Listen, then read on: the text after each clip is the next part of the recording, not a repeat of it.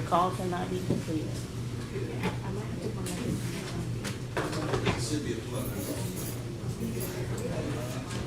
Yeah. Let them call yeah. That is mine.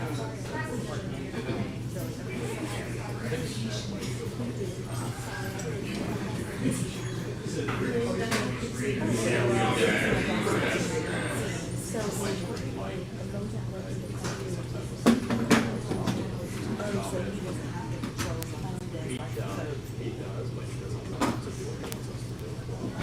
So I just need to have a second one.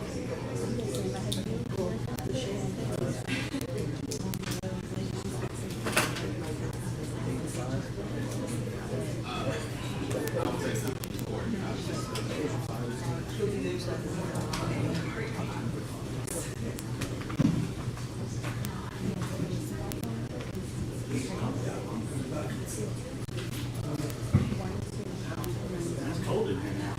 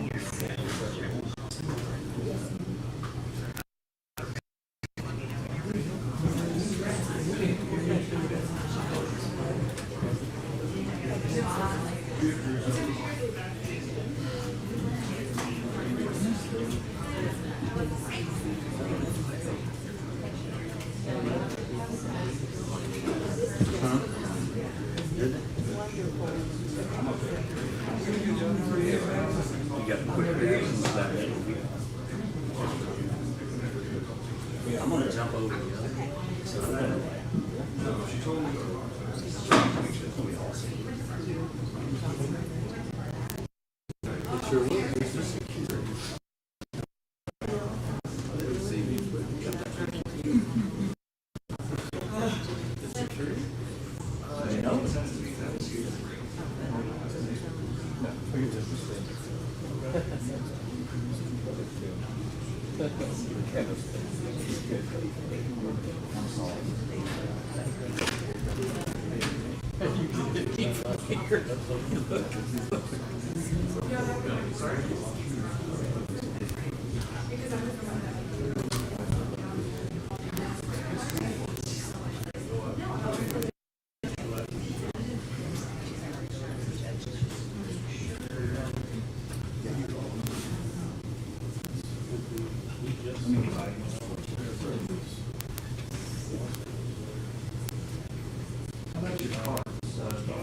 We have a spot.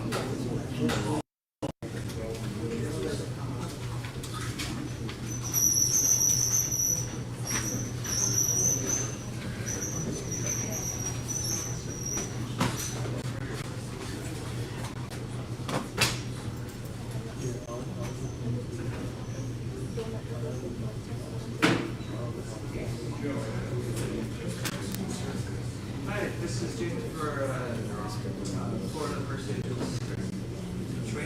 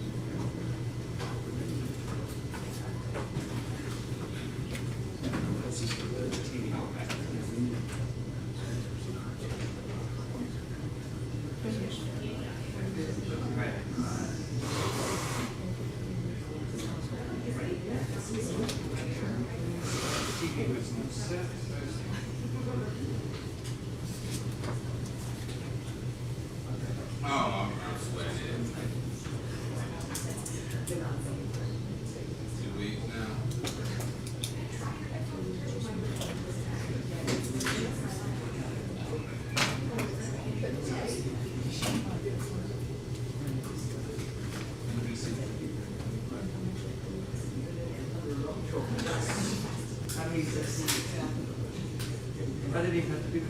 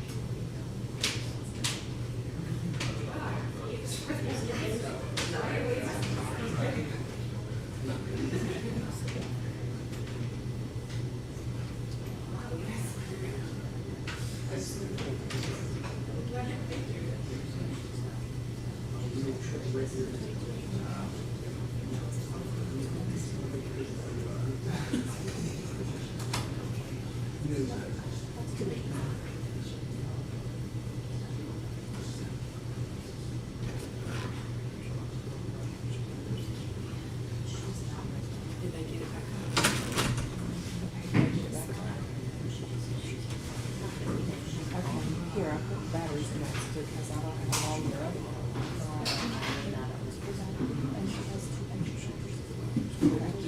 Yeah, I got that one and I put the batteries in. Come on, I was trying to figure out. Make sure it's on this. What's up?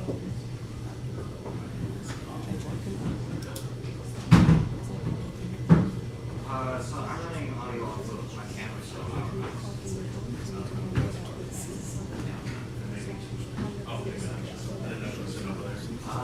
currently just the one. I have working the second one going. Does the chief hear what? Like she can hear the recording. That's the judge's though. Yeah. But he's not gonna do it, but if you hit camera when it's lit up, this will be live, and then when you pause it, it goes off. But that starts and there's a 10-second delay on the screen. Okay, gotcha. Yeah, just to visually show you. I'm doing my walk. Very similar.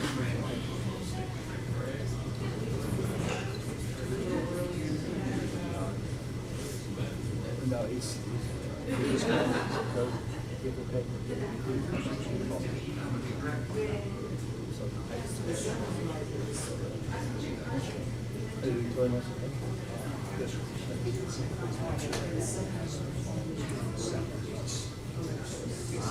There is no direction.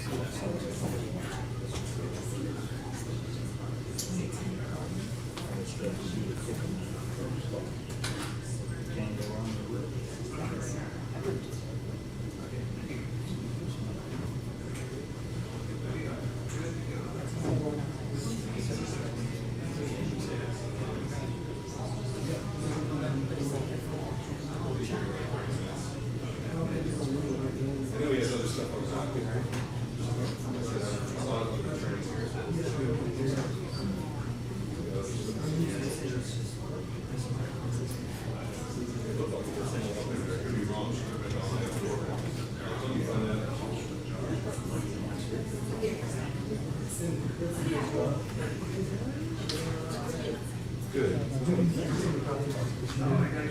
It's just this. Okay. Never mind then, but the shots are other way. They just want to go on first.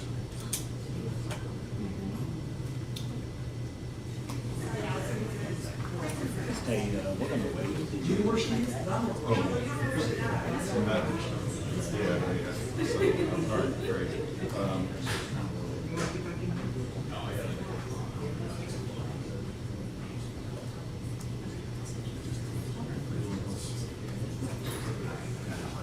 Well, no, I just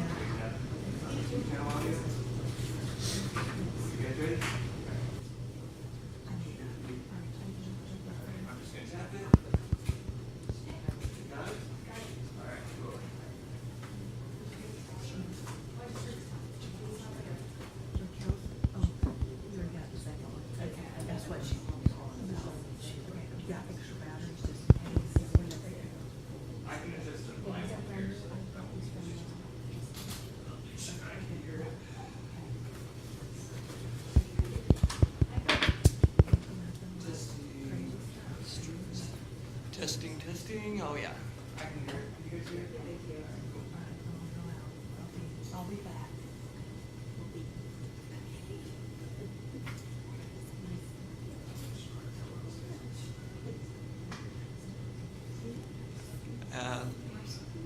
For you guys on the live stream, I now have double audio, so channel 2 is a shotgun mic mounted to the camera.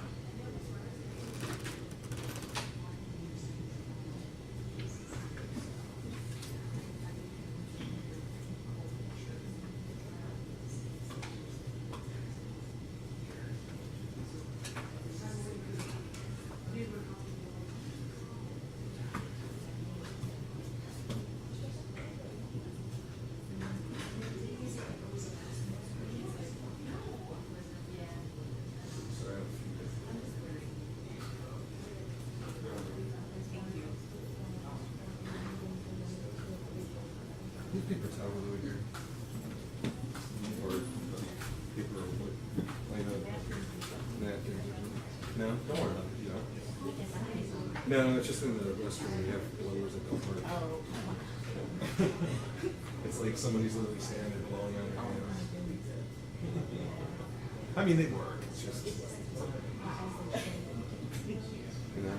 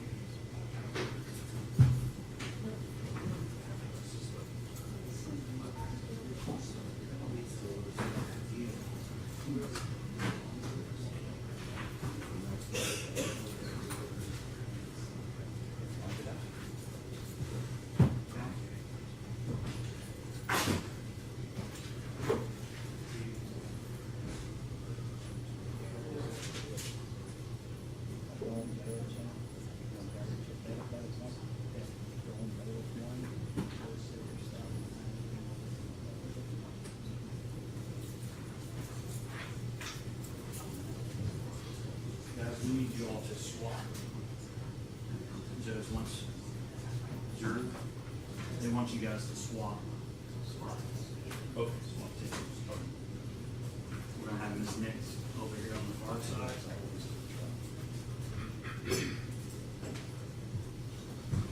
Sorry about that.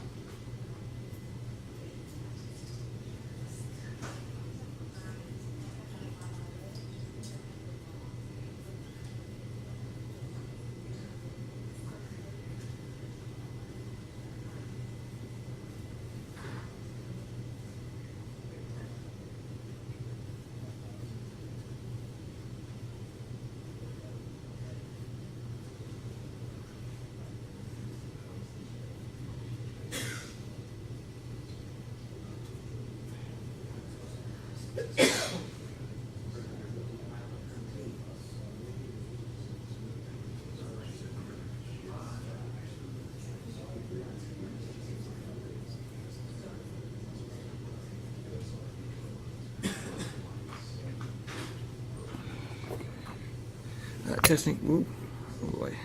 Testing, law and crime, and court TV. If you can hear me, I'm gonna now do a test from the witness stand, as this is my closest mic available to me.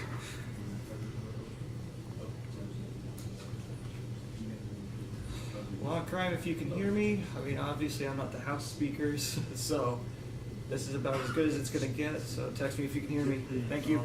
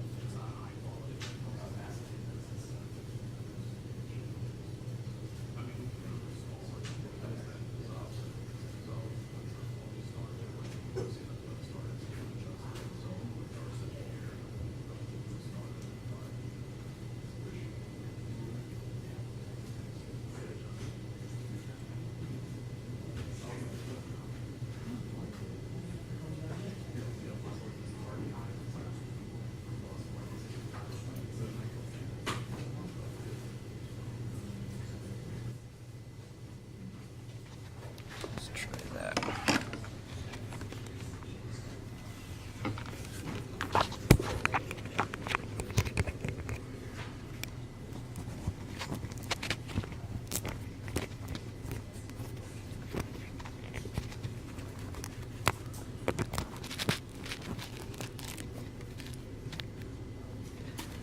Alright, Court TV, you should be able to hear me from here. This is just another test. This is a mic attached directly to the witness stand. Should be much clearer for you. Text me if you can hear me. Thank you.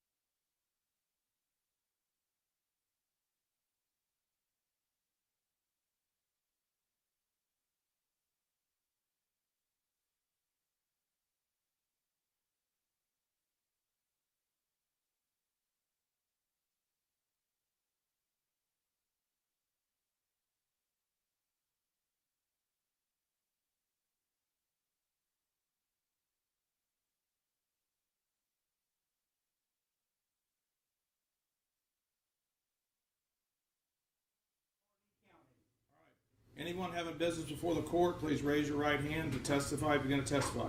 You solemnly swear or affirm the testimony you give before this court will be the truth, the whole truth, and nothing but the truth, so help you God.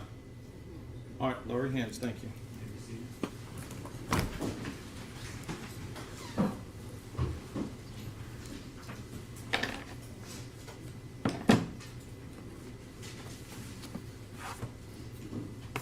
right, hang on, Mr. Coleman. Just have a seat. Let me get up and going.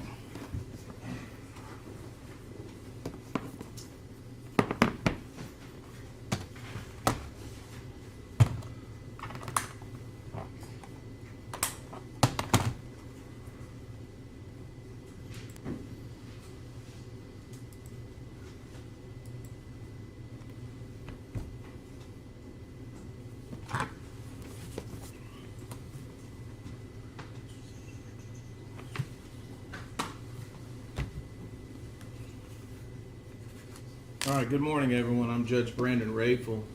We're here today for the state of Florida versus Tracey Nix sentencing. It's a docket CF 22-289. Please announce from the state's perspective who's here for the record and the defense's perspective, please. Tim Coleman on behalf of the state of Florida, Your Honor. William Fletcher on behalf of the defendant, as well as Joel, as well as Steve. All right, thank you. Is the state ready to proceed? We are, Your Honor. I would just, if Your Honor would indulge me for a moment. Following, this is obviously a very emotional time for a lot of people that are present here in the courtroom.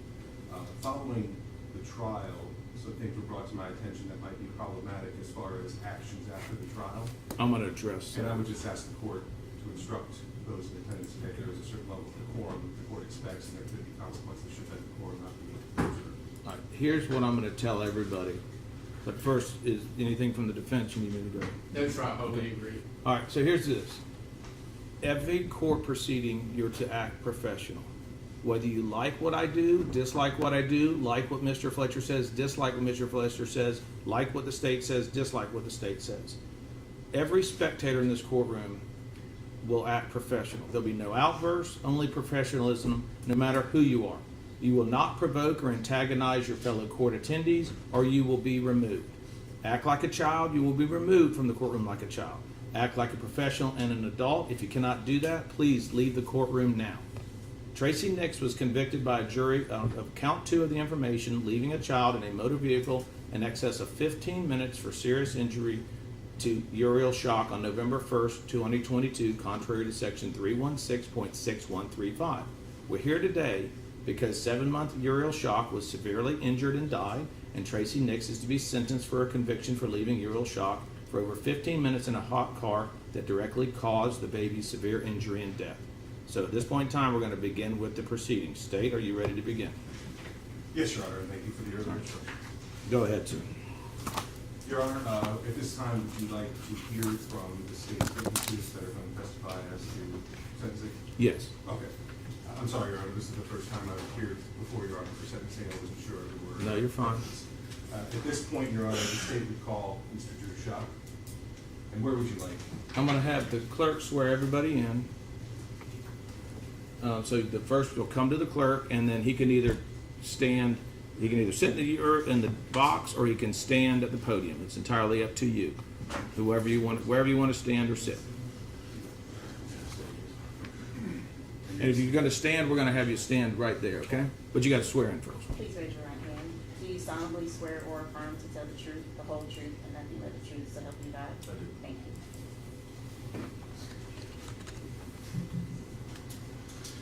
And Your Honor, I'll only be putting Mr. Schock's name on the record. We'd just like to make a statement to the court. That's fine, thank you. Clerk, could you please state your name for the record Yes, sir, my name is Drew Schock, and spell your last name? SCHOCK. And sir, how did you know your name? She was my daughter. Okay. Is there a statement that you'd like to make to the judge concerning? Yes, sir, I do. And I don't know how easy this is gonna be.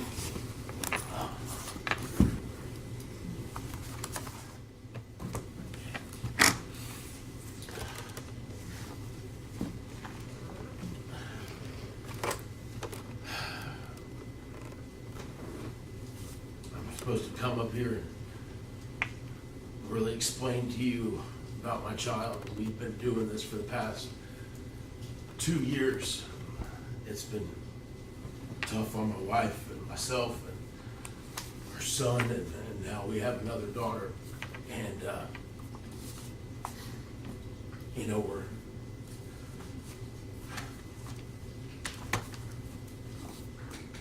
we're basically trying to put a price on my child's life with time. And I had all these notes and everything, and I'm up here now, and I just, but basically what we're doing is we're justifying my child with time served in prison. And a lot of you know here, this is not the first time this has happened. This is the second time.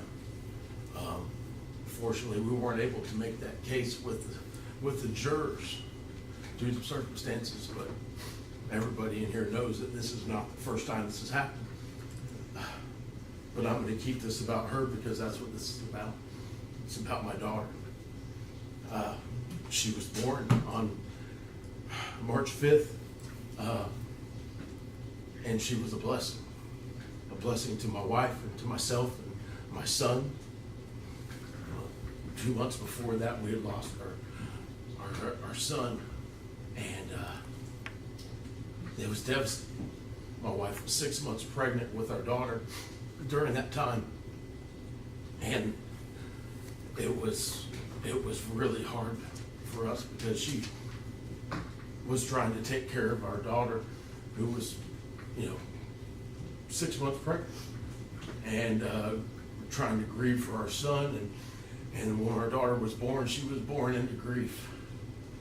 But she was a blessing. She kept us because we were looking forward to her.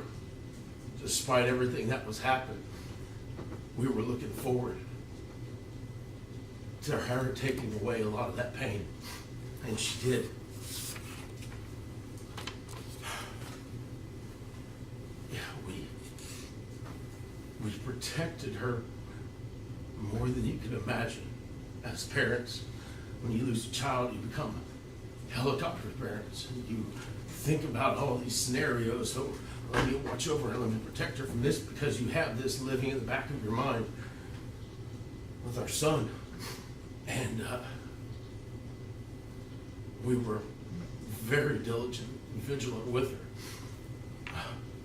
My wife and I actually got together when our daughter was born, and we set parameters because of what had happened prior.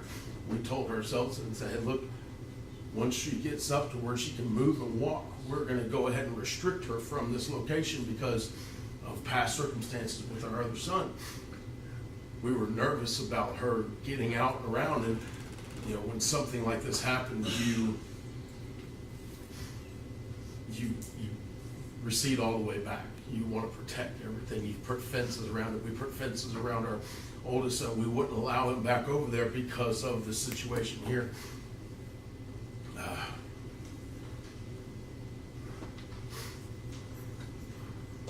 But it doesn't matter, no matter how hard you try.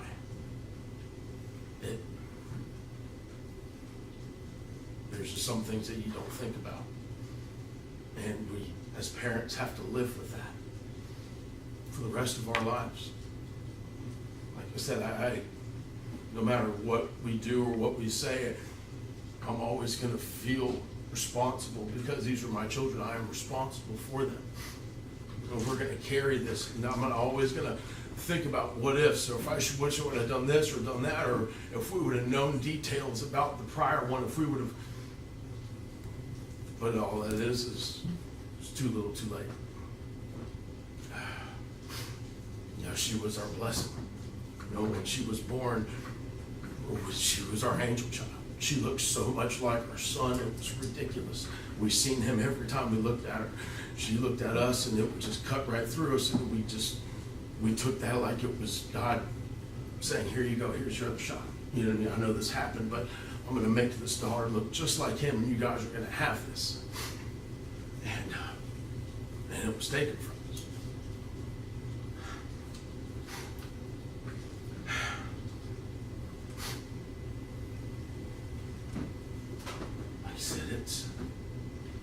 tough. My wife and I sat here through all these court proceedings, and we had to sit here and listen to people speak as if they knew what was going on, as if they knew what was happening, and none of these people had a clue. Now, once they asked us, hey, Drew, what happened? Hey, what really happened? That's what I would have loved to have told them. How everything happened, how everything went down. Because it was not how it was portrayed in the courtrooms. And I was planning on coming here and explaining all that. But in the end, like I said, the result's the same. I'm standing up here in front of you guys, defending my children from a woman who took them away from us. To me, that's insane. It's insane. She's done this twice. And the fact that we're debating whether or not she deserves jail time is just insane to me. She took 2 lives. To me, it's black and white. But my wife and I are the ones who are going to have to live with this. They can go and do what they want to do. 20 days locked up. They're done, forgotten all about my children. Forgotten all about them within 20 days. Like it never happened. Going off, doing their own thing, living their own life. Making her own friends. She's not grieving. Not at all. This is the pain that my wife and I wear. Nobody else.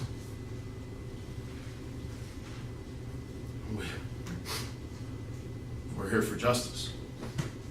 That's what we're here for. For the memory of my kids. I just ask the judge, don't let this be in vain. Because I got a son who still asks about his sister, who still asks about his brother. And as parents, we still haven't told them. But now my son's asking me what happened. And as a parent, that's the hardest thing. Because he's wondering, Dad, why'd you let it happen?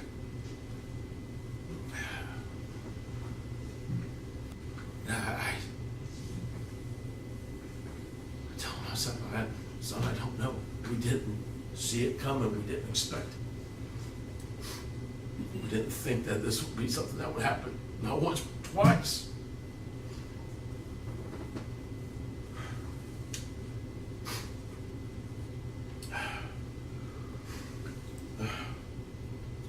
I remember when our daughter was born in the hospital. All the pain that my wife and I were going through, it just faded. When we looked into our daughter's eyes, it just melted. And I can tell you this, as a father, I love my sons. They are our future, and they are my future generations, but I remember looking into my daughter's eyes as a father. This is so much different.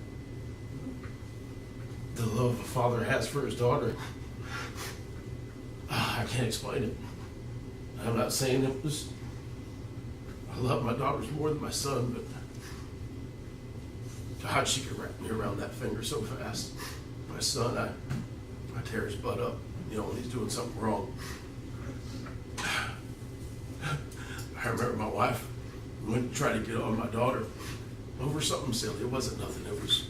She was being, and when she said, I remember coming almost unglued just because it was Daddy's girl, and it wasn't nothing major, but I don't ever remember doing that over my sons. Like I said, with my daughter.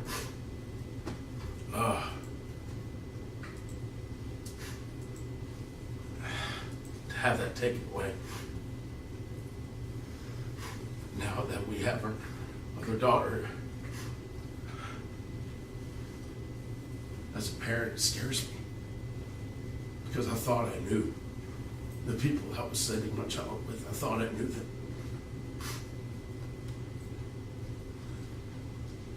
So much was kept from us. If we would have been made aware, we would have made other arrangements. If we'd have been made aware of the medications, if we'd have been made aware of, we would have done things differently. And I blame myself because part of that was just wanting to really believe that she was different. I didn't want to tear apart a family after going through so much with this. I didn't want to destroy this. This is my wife's family. Like I said, they had their house dedicated for kids. They had a room set aside especially for kids. And I didn't want to take that from my son. And I wanted my daughter to have that. Now that's pipe dream.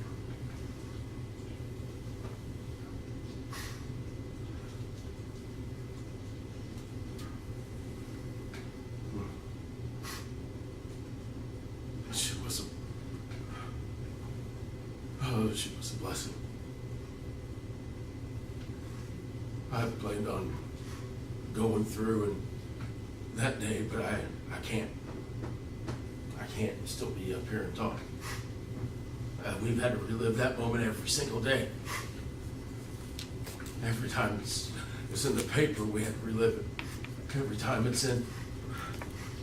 just so for me to sit up here and talk about that day.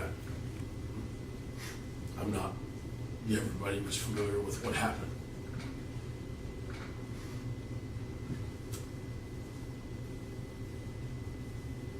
Everybody. I just want you to know that as parents,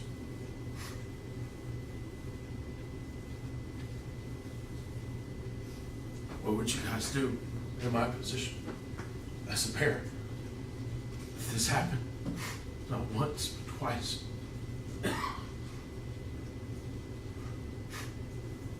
All we can do as parents is try to see it through. That's all we can do. Just make sure that this doesn't happen again. Because nobody thought it would happen the second time. But I'll be damned if I'm going to stand by and let this pass me by and let this continue to happen. Like you said, we're fighting for our kids' names. We're fighting for their memory.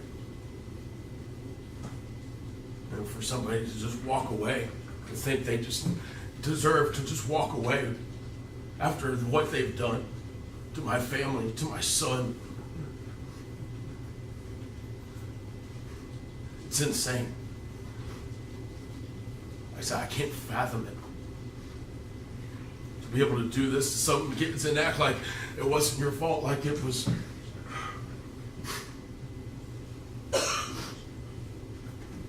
Just blaming somebody else. Not once have we got an apology. Not once have they said, Drew, I'm sorry. I'm sorry for what we did to your family. I'm sorry. Not once. Because from any of this,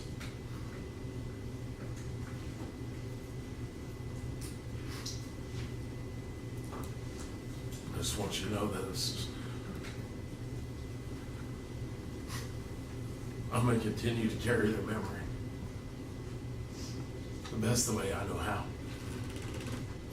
I'm going to continue to raise my sons and raise my daughters to do what's right, to be God-fearing children.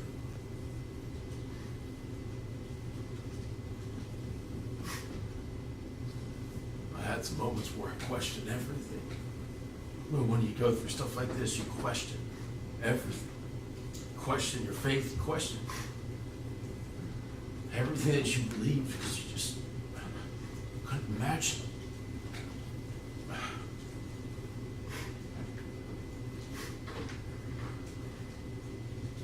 And through that, you just, God brings you a daughter like we have now, Adrian.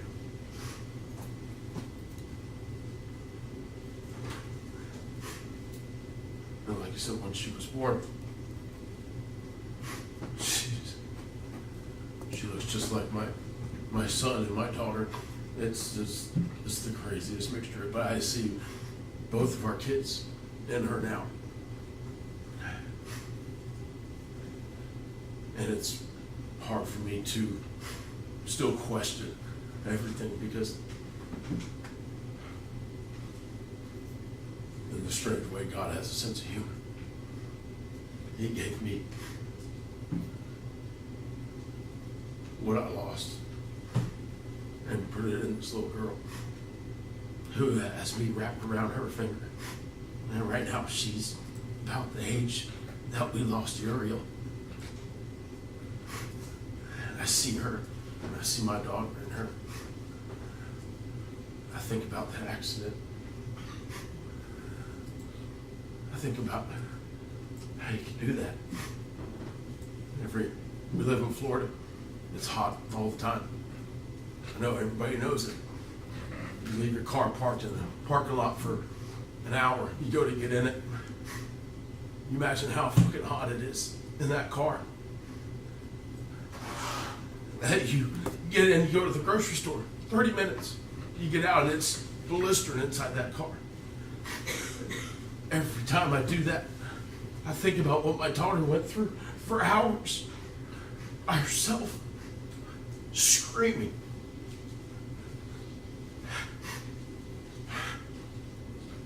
Can't not think about that.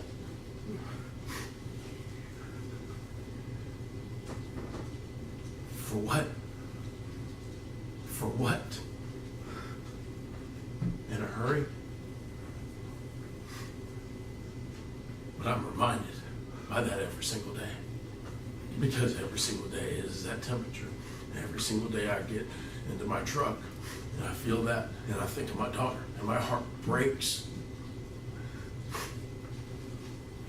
Because I can't imagine.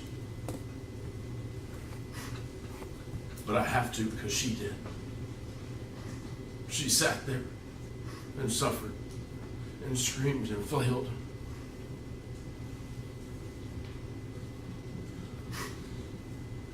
We had already gotten to the scene. Everything was packed up.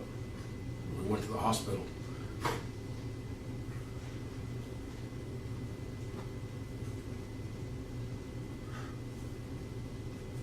And that's a sight you don't ever take back.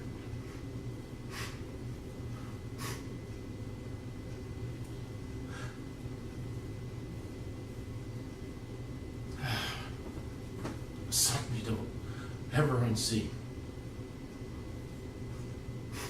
The love of your life laying there 11 months before, 11 months after, going through the same thing. It's deja vu.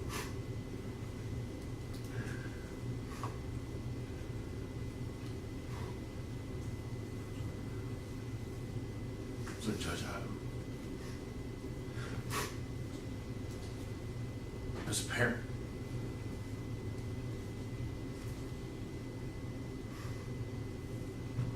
like you said, we weren't able to get all the facts out to the jury like we should have. Because nobody in their right mind would let this happen twice. Twice.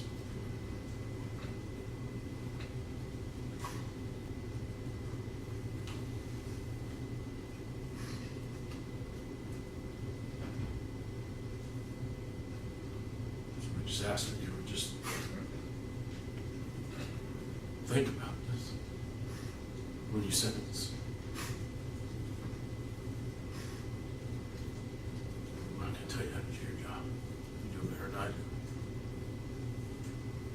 can tell you is that this is something that we will have to suffer with for the rest of our lives. My son no longer has a brother or a sister. Take it away.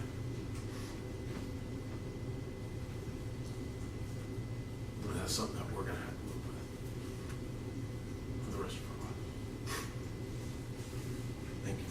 Thank you. Anything from the defense? That's fine. Okay, thank you. Thank you, Mr. Schock. Next witness, stay. Maybe just have one moment.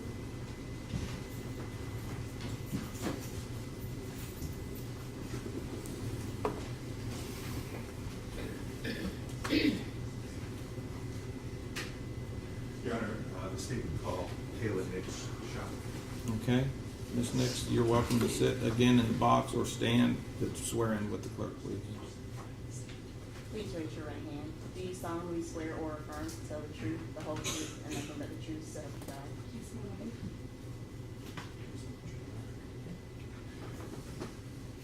Ma'am, can you please state your name for the record? Kayla Nix Schock. Okay, can you spell your first name? Kailanix, and I am not legally Schock, but Schock. And I think we all know that, how did you know Uriel? That's my daughter. Would you like to make a statement to the court regarding sentencing? I would. How would you? Thank you. God. Take your time. I set aside all day for this hearing. Thank you. Good morning, Your Honor. I had a beautiful daughter, and her name was Uriel Schock, and I named her from an angel from the Old Testament of the Holy Bible. She was nothing shy of an angel. She was my rainbow baby. You know, as much as I want to start with her, I have to start on the day that my son, Ezra Schock, died.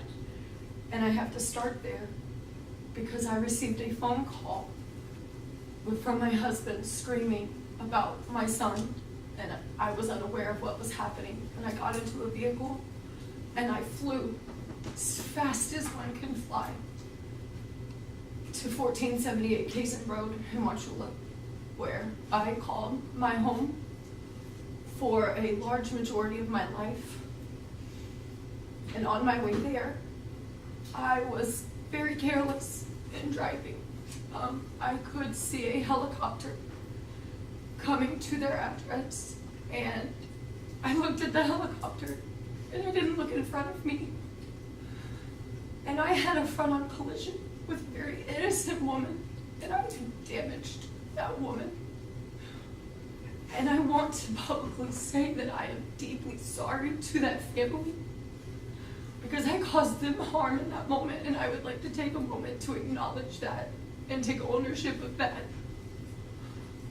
But that woman isn't the only woman that I damaged that day. I was 6.5 months pregnant with my daughter, Uriel. And in that car accident, I had a placental rupture. I totaled my car. I bailed out of the passenger window with all the airbags expelled on me, climbed through the glass, barefoot, took off running down the street to 1478 Kaysen Road. And I was so stricken by grief with Ezra that I already had put her in danger due to one circumstance. And as I laid there in Tampa General with my son, I demanded an OB team come down to the NICU to sit with me because I could not leave my son, but I could not harm my daughter anymore. And I sat there for what felt like weeks, but I'm aware that it was less than 24 hours. We decided that my son was brain dead, that he had realistically died at my parents' home, and they had revived him. And so I lay there with my husband in my bed and in his bed, 6.5 months pregnant with Ezra's sister, while we took him off of life support and held him next to Uriel while he died. That was the closest they ever were together on this earth. Was her in my stomach, harmed by me.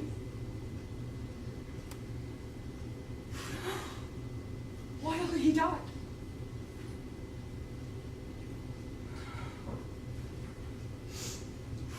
I had my daughter on March 5th. That following year, I had been on very strict bed rest. My sole obsession was Uriel. I had been told by my doctors that I needed to choose. I had to choose whether I mourned Ezra or I saved Uriel. And so I put Ezra in any version of a box that I could find inside my heart. And I put him here in the name of protecting Uriel. She was my restoration. She was going to salvage my family. And that was never meant to be her purpose. She was just meant to be a beautiful little girl. But by circumstance, she became my salvation. The day that my daughter died is one I could clearly never forget. No matter how much I wish I could wash it away and just hold beautiful moments, it's not something that I can do.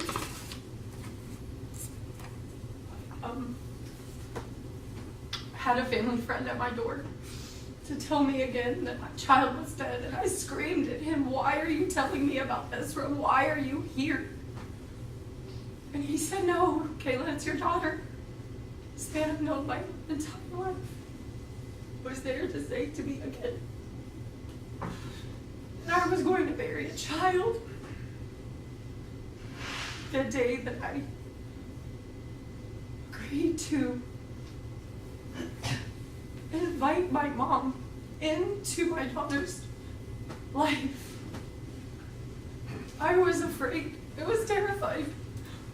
But I wanted restoration with you. I wanted that. I wanted our family. I wanted to save something, Mom. I did. I wanted to save something. And you went. And I don't sit and believe that this was an intentional act. I wore this today, you and my dad gave me, because I'm still your daughter. I'm still your daughter. And nothing is changing any of this. I still love you. I hate this. I hate that I have to choose. But you know I had to. And it doesn't change my heart.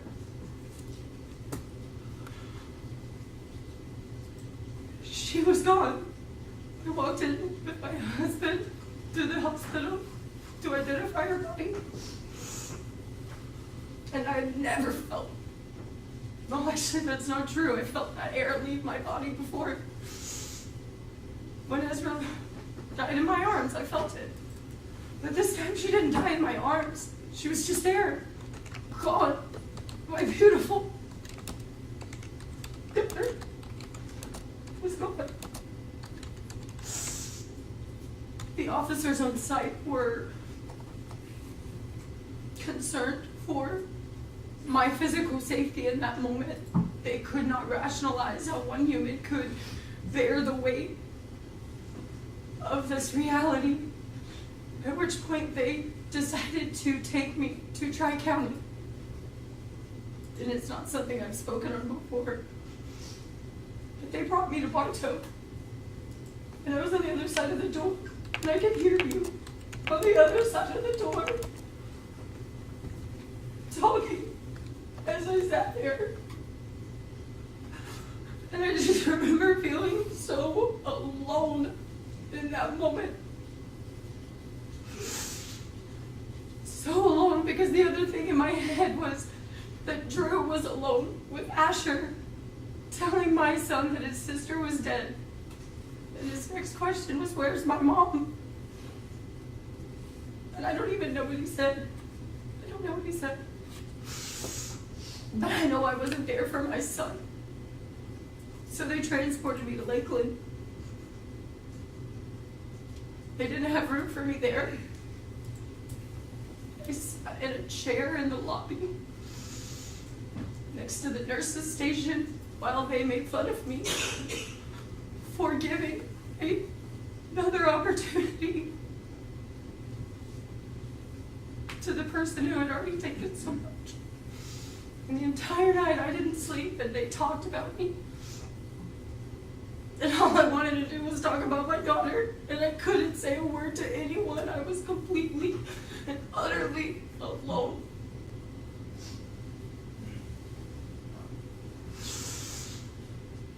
And morning I was exposed to horrific things. Mentally ill men across the table doing disgusting things under it, while I just sat there alone, waiting to be saved. Anybody could give me, because I was not suicidal. And yet there was damage there too. Your daughter died and somebody's masturbating under the table. It's horrifying.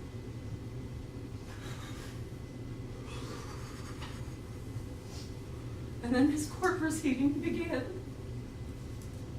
And all I ever wanted was for it to stop. I just wanted this to stop. I wanted this to end.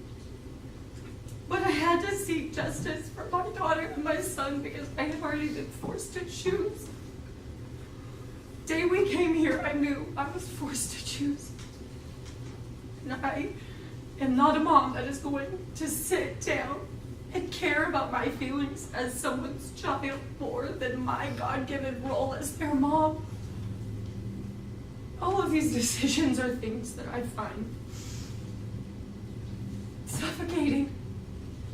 I have felt nothing shy of cornered for 2.5 years, with the only move to make is to stand up and say my children's names, say Ezra, say Uriel, say they deserve better than this, because they did. Beautiful children, children we prayed for, longed for, and cherished. But I wanted to salvage my family, and I thought that was something that could be done, because I still love each of them so dearly. It makes this so gutting. It just eviscerates me to stand here. But this court process has been skin thickening.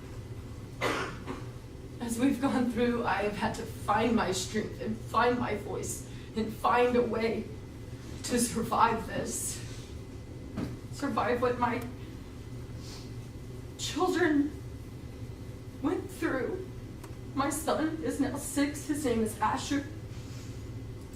And he asks for Ezra, he asks for Uri, and not long ago he sat down and he just said, I didn't realize they were really dead.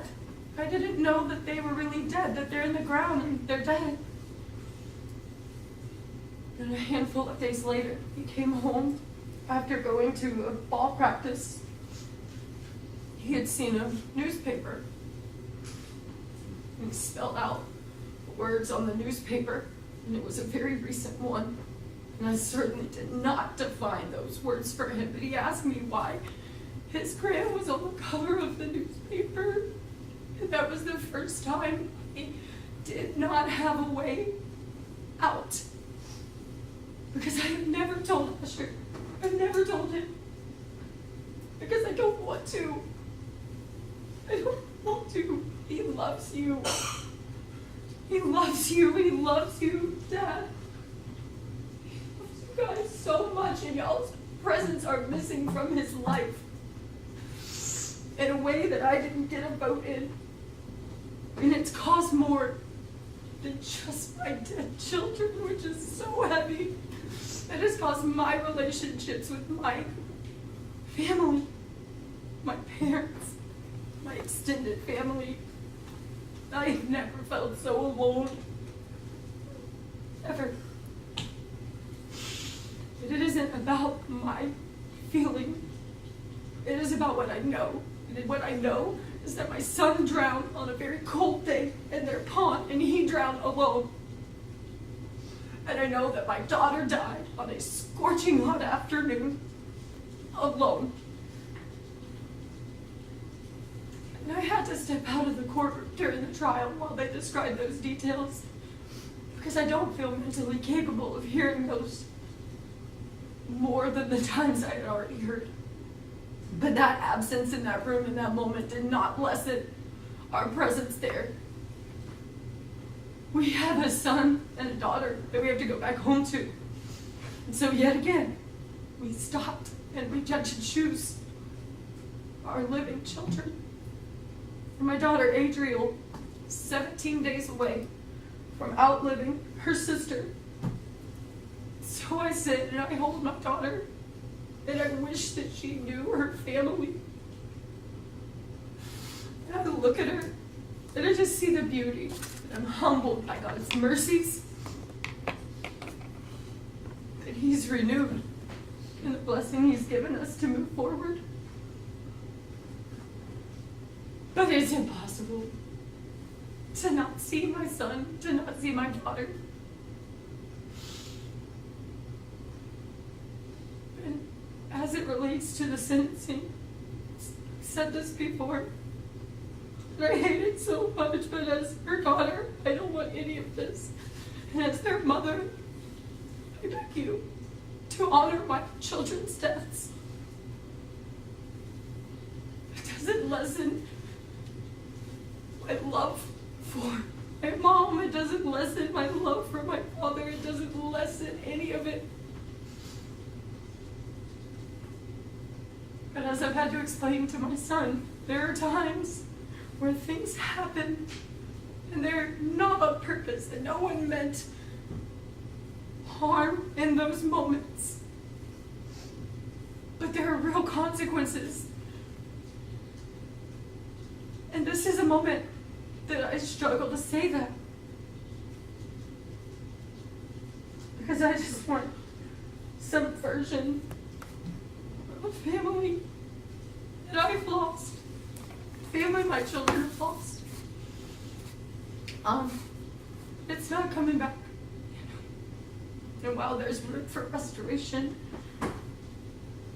I do put forth the request that you honor my children's deaths when you consider the sentencing. And I love you. Let us not change. And I appreciate you. Look at me. Thank you.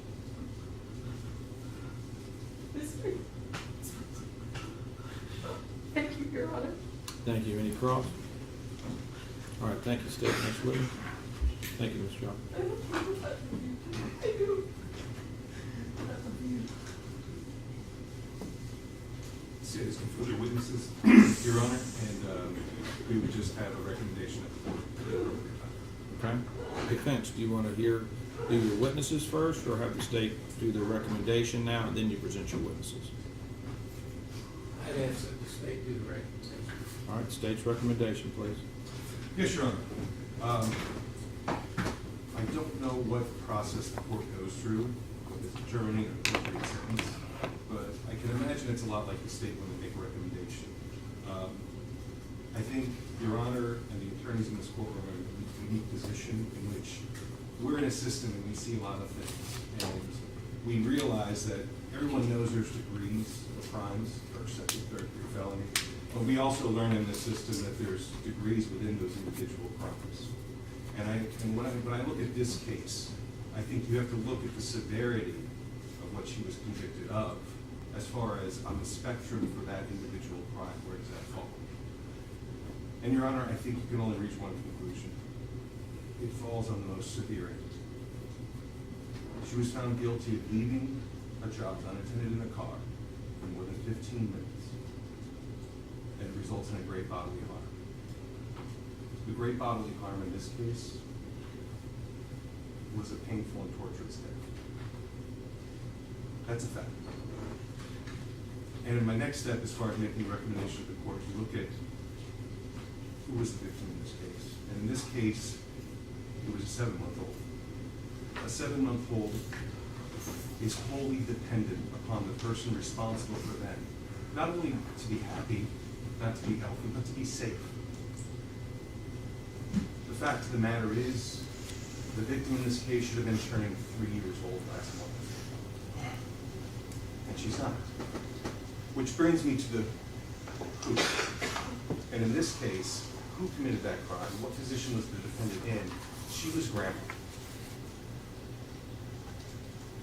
Next to mom, she should be the safest person. And dad, she should be the safest person that Uri could have been.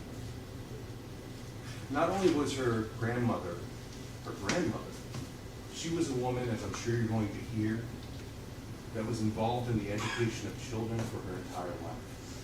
She was a woman who had children of her own, who had grandchildren before that. And most importantly, and I believe both Drew and Kayla touched on it, she is in the unique position, more so than anyone in this courtroom, to know what happens when you let your guard down, when you're responsible for someone who is wholly dependent on you to live.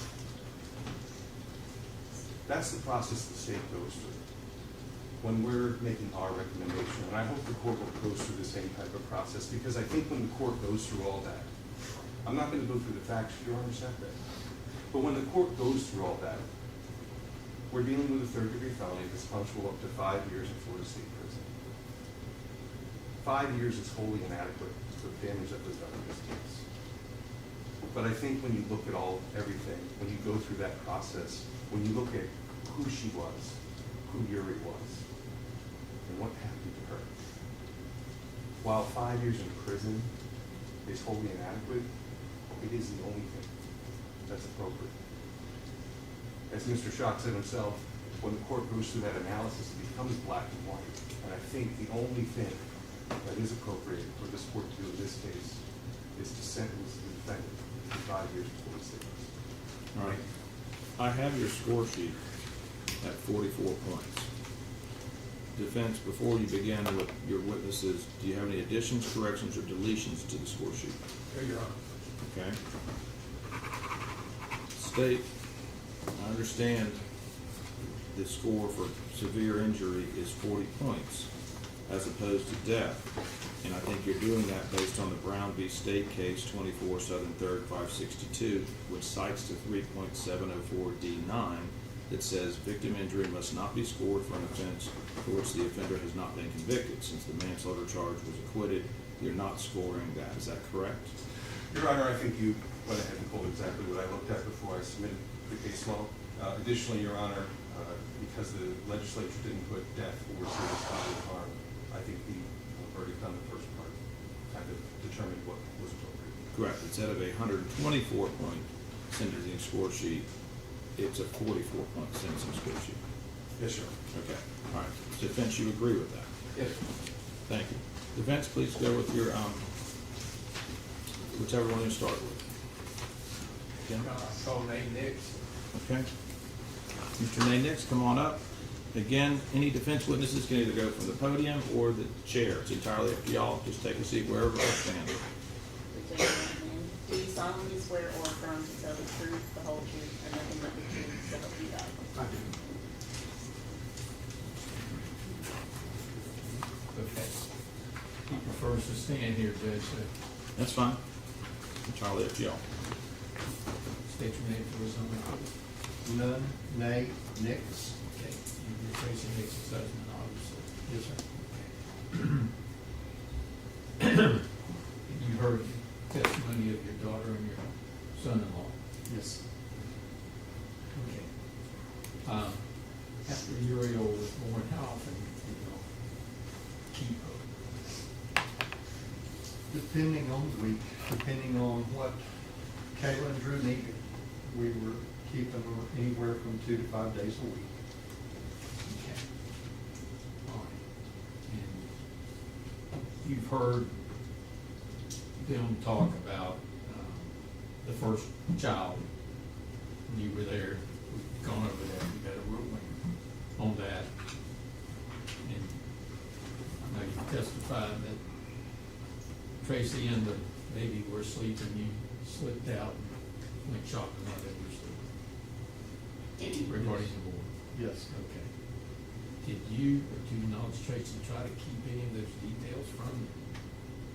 No, we did not.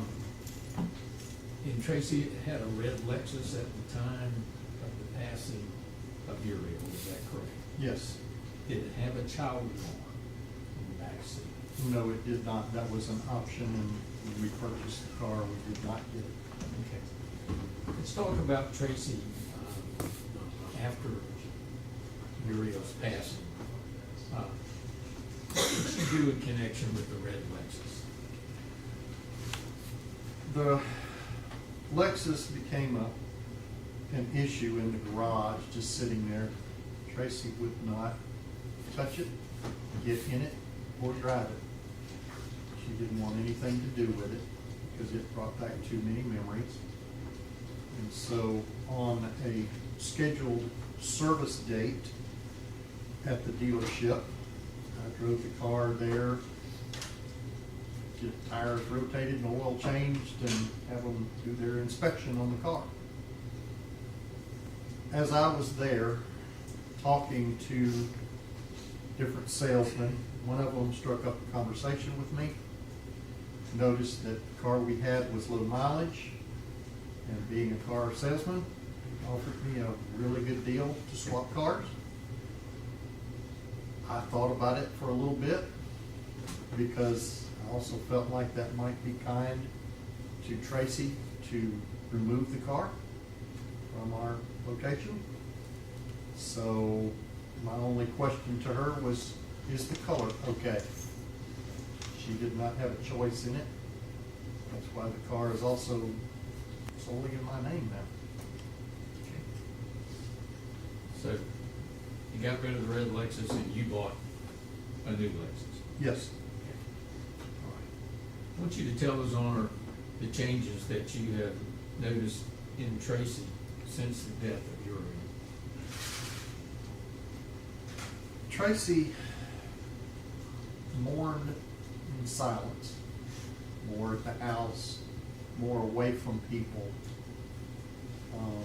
There wasn't any hope of really, other than the time that she went to Beef O'Brady's with some friends there, taking the baby with her. After that, there was no hope for us to really go anywhere in town to eat. She wouldn't go outside hardly at all. She used to love to do yard work. She'd spend hours online, and sometimes she would take a bath for days. The days seemed to run together. Her eating habits changed over to Oreos and ice cream. She didn't care what she ate. And she wanted to, a lot of times, she didn't want to come to the other end of the house, where the dining room was, or, where we had just a casual table. She wanted to eat in bed. She did not want to get up. She suffered. I hope this wasn't intentional, but social media and the news media were brutal, and a lot of the information that was posted was totally incorrect. They didn't have the full story, or they only had enough to make it sensational. Her sleeping habits were all over the road, but she got to where she stayed awake till 1 or 2 o'clock in the morning watching TV or surfing the internet. And then as soon as she woke up at 7 or 8 in the morning, TV had to be on again. There were also one vivid part that I really noticed, and it affected me also. We had no holiday celebrations in our home for 3 years. No Christmas decorations, no any other decorations. The only celebration we had was before Uri passed. We would have family dinners at our house that Drew, Kayla, and children were invited to and brought to, and we tried to celebrate as family. But of course, we haven't done that since.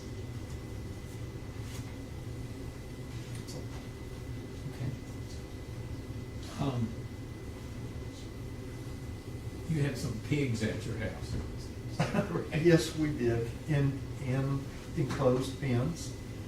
Our other two grandsons had 4-H and now FFA pigs that we allowed them to have at our house because, of course, we were further out in the country and they were able to come and work with them, clean up after them, feed them, water them, and on occasion, the boys would want to go fishing in the pond, would want to do stuff.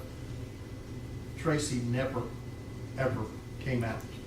Tracey never spoke to them, ever, during that time. Whenever those boys were there, they were outside with me and me only.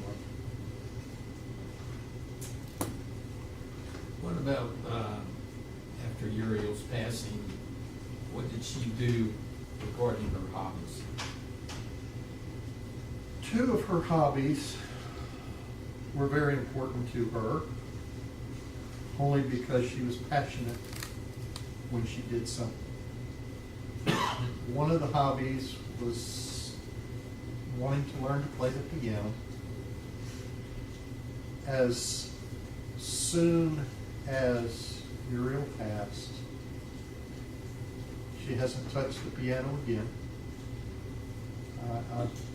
I continue to wonder if I need to get rid of it, move it out, try to be kind and remove that from her view if she ever got to come home. The other is she loved to do oil paintings and drawings. And she used to be very proficient in those and could do them, do an individual unit fairly quickly. But since Uriel, she would start on one, she would paint some background, didn't like it, paint over the whole thing. Sometimes she'd do that 3 or 4 times. She just couldn't focus enough to get back at it and get it finished. And she just got to where her painting just stopped. Tracey was taking medication during this time. Yes. She had been taking medication for many years. Yes, sir. Okay. Did you have any knowledge as to whether these medications were affecting her? At the time, looking back now, after I've been reminded of it, after I've had it explained to me, and after I've read about it, I look back now and say, yes, there were changes. I won't get specifically with you. Yeah. Since your passing, has Tracey been to counseling? Yes. Can you tell She me has one, I believe it's psychoanalysis. We would drive to Punta Gorda once a week. And once a month, she would go to, I believe it was a psychiatrist. Again, I'm not sure of the actual name of their specific talent, but going to the one in Lakeland was the doctor that could issue her or prescribe her medications if she so judged that she needed it. After a year and a half, the doctor in Punta Gorda left their practice, moved to New York, and we were able to find a comparable doctor in the same building with the other doctor in Lakeland. So we consistently, once a week, we go up there. Did she also have some inpatient treatment? She had inpatient treatment first at Peace River You know how Center. long that, you know how long that was? That was for 2 weeks. And then I hunted all over the eastern United States trying to find a facility that Tracey felt like would help her. She had specific criteria of what she felt like she needed help with. And so I hunted, and finally was able to locate a facility up in St. Cloud. And that facility allowed her at least a 30-day treatment. I think it was actually a little longer than that, but she was able to be inpatient. I was able to visit her once a week on a Saturday, but that was it. There was no other discussion or conversation with her. Do you have family photos at the house Yes, we do, of all of our family. still there?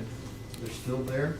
We still have pictures of Uriel and Ezra and Asher, and we have Adriel, and we have our other grandsons, our other daughter and son-in-law, Drew, Kayla, and our extended family, all on the same rotating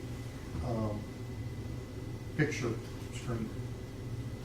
I'm sure you love your daughter Kayla. as well. Yes, I do. And it has been difficult to follow the direction of the court that we not talk. I've tried to go to visit with Asher some. We've tried to remember every birthday, every time, for both Asher as well as Kayla. Kayla, I'm sorry, Tracey loves her Yes. kids and her grandkids also. Yes, Sure of that. very much so. Thank you. Any questions by the state? Thank you. Next witness, Mr. Fletcher. Call Dr. Estevez, Your Honor. All right, let's bring him on up. What's his first name? Is that correct? Please raise your right hand. Do you solemnly swear or affirm to tell the truth, the whole truth, and nothing but the truth, so help you God? You other sit. You other sit, Your Honor. That's fine.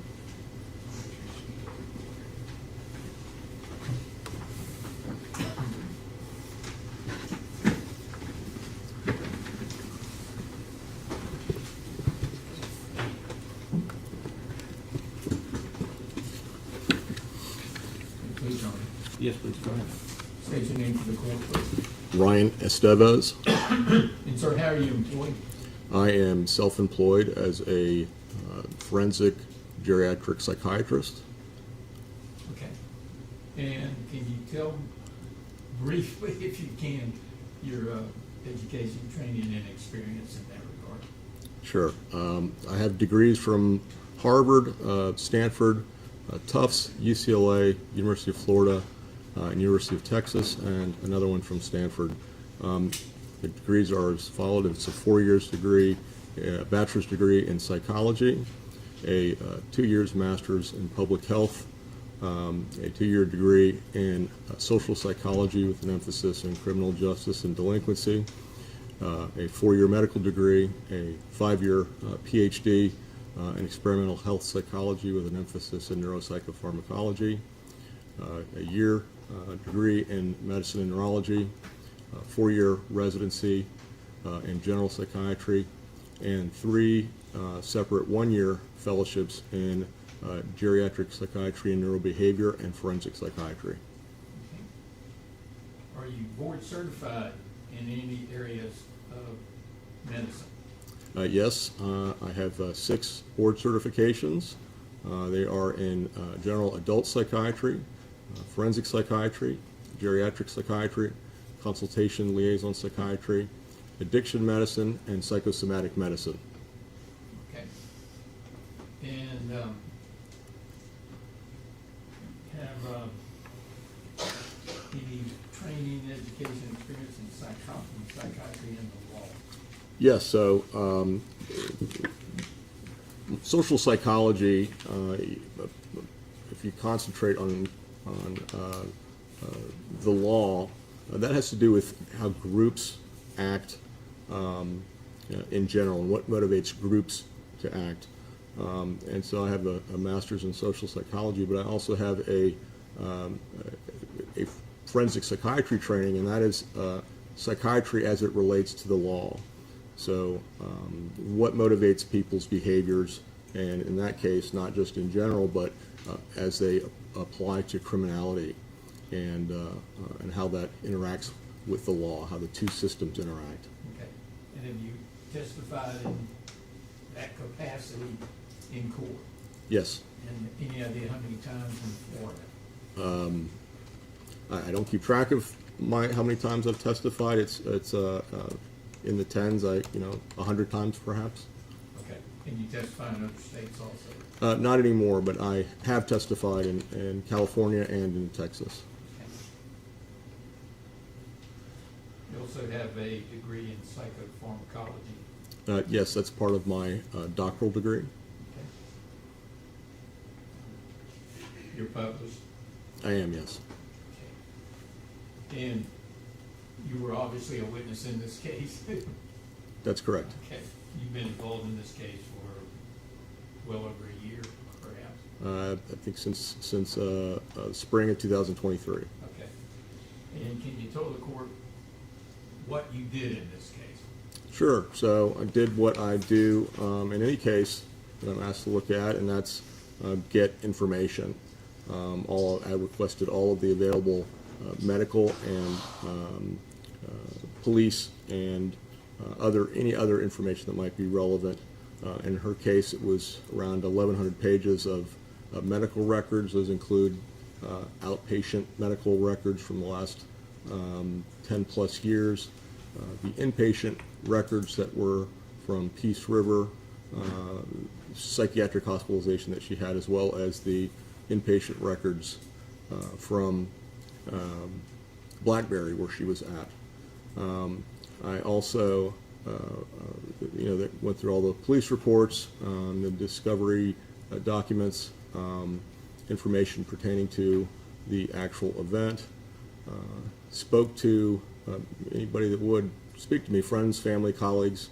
I ordered an MRI of her brain, spoke with one of the country's leading neuroradiologists regarding that study, got neuropsychological testing, and then most important is that I did a psychiatric evaluation of Miss Nix, and have followed up with her on multiple occasions. Okay. And did you form any opinions to a reasonable medical certainty regarding this? I did. Can you tell the court about that? Sure. So, you start out with not knowing anything other than kind of the headlines of what happened. A child is with guardian and grandparents in this case, and dies. So that's got a very visceral, sort of shocking feeling to it. And you begin to step back, at least in my position, is trying to figure out, well, what, if anything, contributed to that? You're, somebody that's in my position, that has spent a lot of time in dealing with the criminal justice system, the first thing that you think of, well, there must be drugs or alcohol or some other malicious motive. This has got to be a bad person, a careless person at least. Those are the initial things that you're thinking of that go along with that sort of visceral response.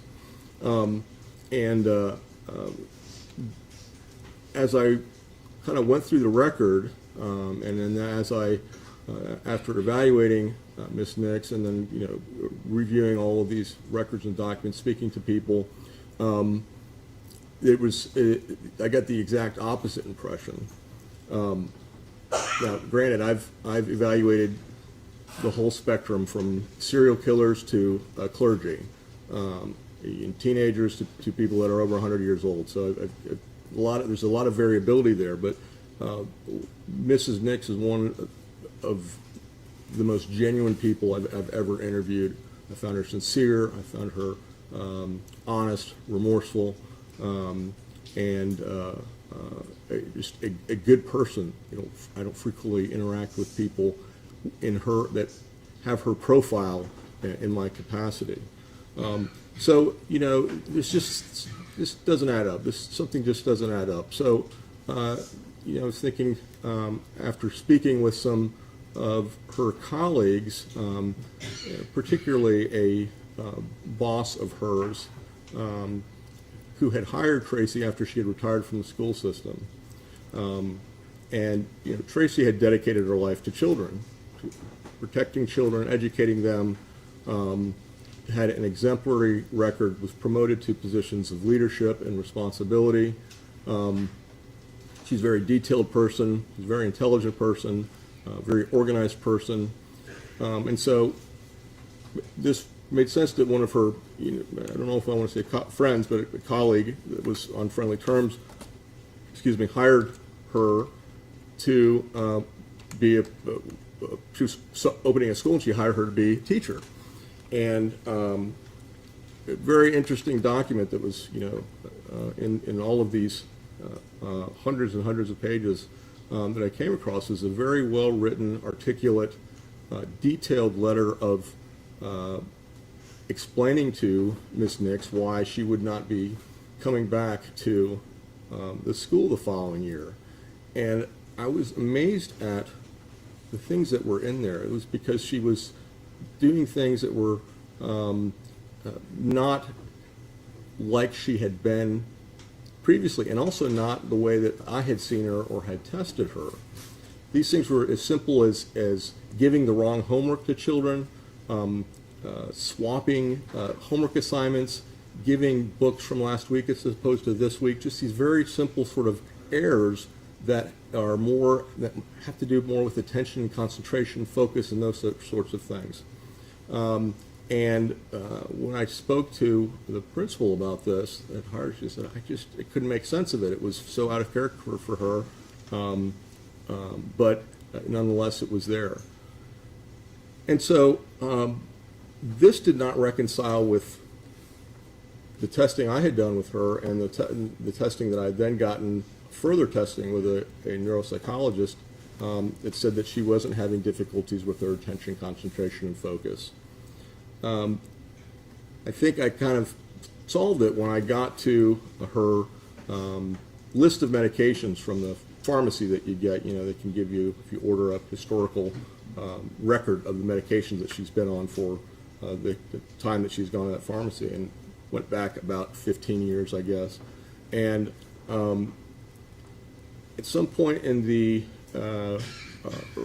early to mid-teens of this century, she was prescribed 3 different medications of note.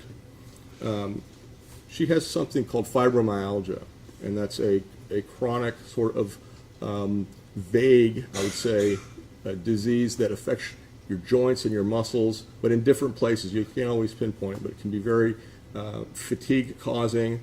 Sometimes it can hurt really bad, other times not as much, but it's a chronic sort of thing. So she was prescribed a muscle relaxant for that, a muscle relaxant called cyclobenzaprine. And there's 2 things that are notable for that. Number one, we know that that medication does not work for fibromyalgia. So that's one thing. Another thing is that we know that medication is sedating, but it also has a property in it called anticholinergic property.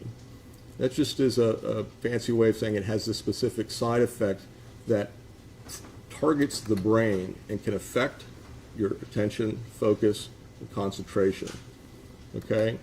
So she was taking this medication, which I thought was interesting, and she was taking it for years. She was also taking some Ambien, that's a Zolpidem. It's called a Z-Med. That's a medication that we also know, it's actually got a package insert warning that it can cause issues with clarity the following day after taking it. And it's only supposed to be taken for 8 weeks. And she had been prescribed that for years. At about a... You're only supposed to take it for... Well, according to the package insert, yeah. That was the only, the intention of the package, according to the package insert, is to only take it for 8 weeks. So a short-term fix for insomnia. Now, she has something called sleep apnea. So it's another reason you wouldn't give that type of medicine to somebody with sleep apnea. You do other things, behavioral interventions. She takes what's called a CPAP machine to help her sleep. But there are other things that you should do if you're having difficulties with sleep. So that's another one. And then she was given another medication called lorazepam. That's a benzodiazepine, which is also supposed to be only taken for a few months because it's got properties that are addictive, but it also can cause sedation, lethargy, and difficulties with attention and concentration. So it becomes more meaningful.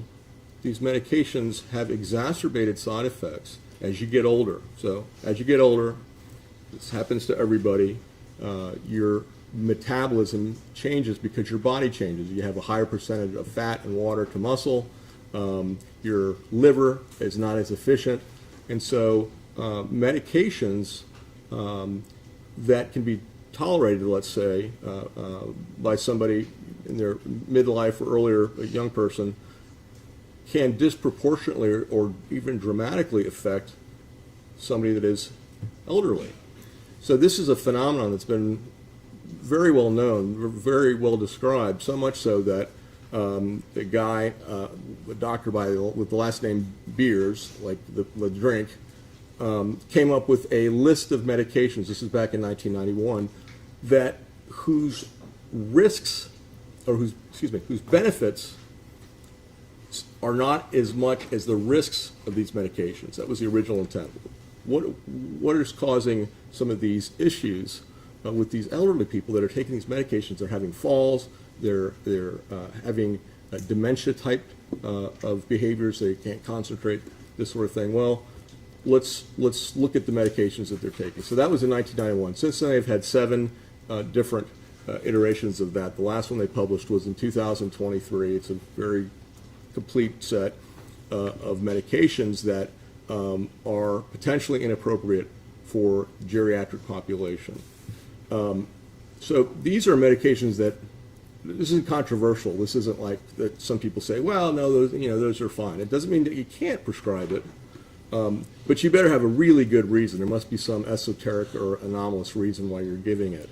These recommendations in the 2023 iteration were based on the review of over 7,500 studies in these medications. It's a massive review, a massive project. It's done now by the American Geriatric Society.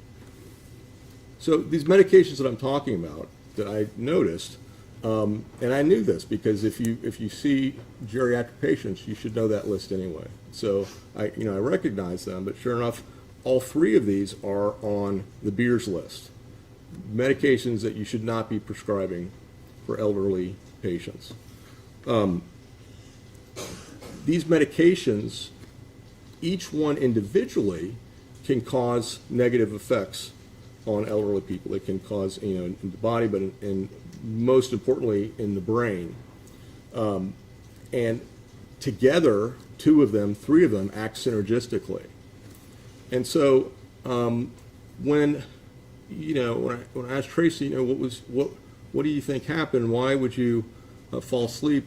Why would you not be vigilant and alert? Something that she had demonstrated being her entire life as somebody that is committed to protecting and educating children. She didn't have a good answer. She said, I don't know. I just was so tired. I just sat down. The next thing I knew, I was asleep. And didn't have an explanation for it. In other words, she didn't know that these medications might be causing it. She's taking medications that were prescribed for her. And so I think after reviewing everything, that that had a real dramatic effect on her and contributed to this happening. In other words, if she had not been on those medications, I do not think that this whole event would have happened. Okay. Talk about Ambien.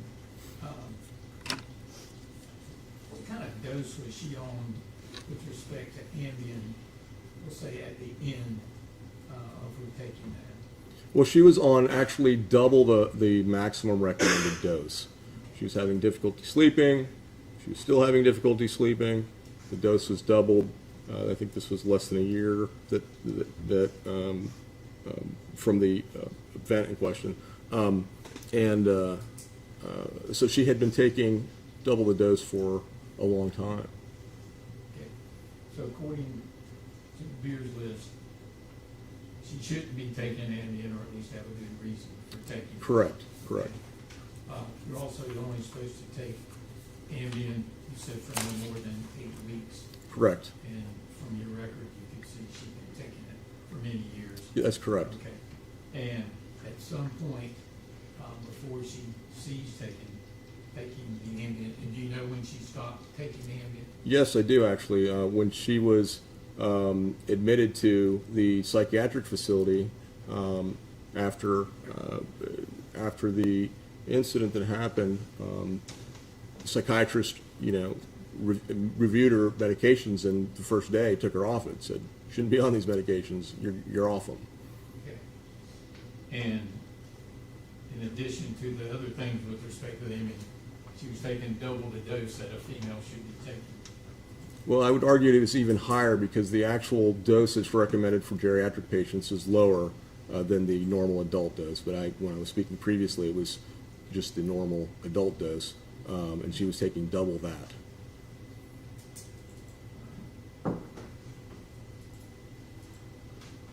Anything else that you did with respect to your findings and your evaluation here? In regards to that review, no, I don't believe so. Pretty much covered it? Yes. Could I have a moment, Sean? Please.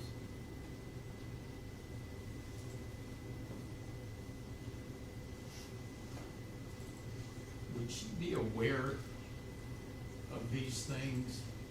And she's on these meds. Would she be aware of what these meds are doing to her? So it's a good question because you would think that you would, but these medications are not like having some whiskey, and you know what happens if you drink a lot of whiskey. You're gonna be drunk. You know that pretty quickly. One of the problems with these medications is that they build up over time. Let's take cyclobenzaprine. It takes approximately 15 weeks for the body to completely metabolize one dose of cyclobenzaprine. It has something what we call a half-life, which is this fancy way of talking about how fast a medication can metabolize a drug. Cyclobenzaprine has a long one. It is 15 weeks. So you can imagine taking that over time, especially if you're an elderly person, that medication is going to build up and build up and build up. If you're not metabolizing it as fast as you otherwise would, it's going to build up. And so you'll see these effects happen inconsistently during certain periods, like when you're tired, let's say, would happen more so than when we wouldn't be. If you didn't get rested well, and you would see them more as you age, but also the longer that you take them because of the buildup of these medications. The people closest to her, like her husband, they noticed these things, that maybe it was affecting her, it wasn't affecting her? I don't think so.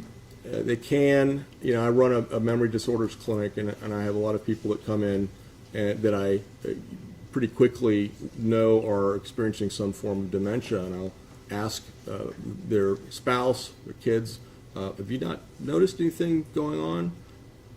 No, not really. How about the car accident, the 3 car accidents they've been in?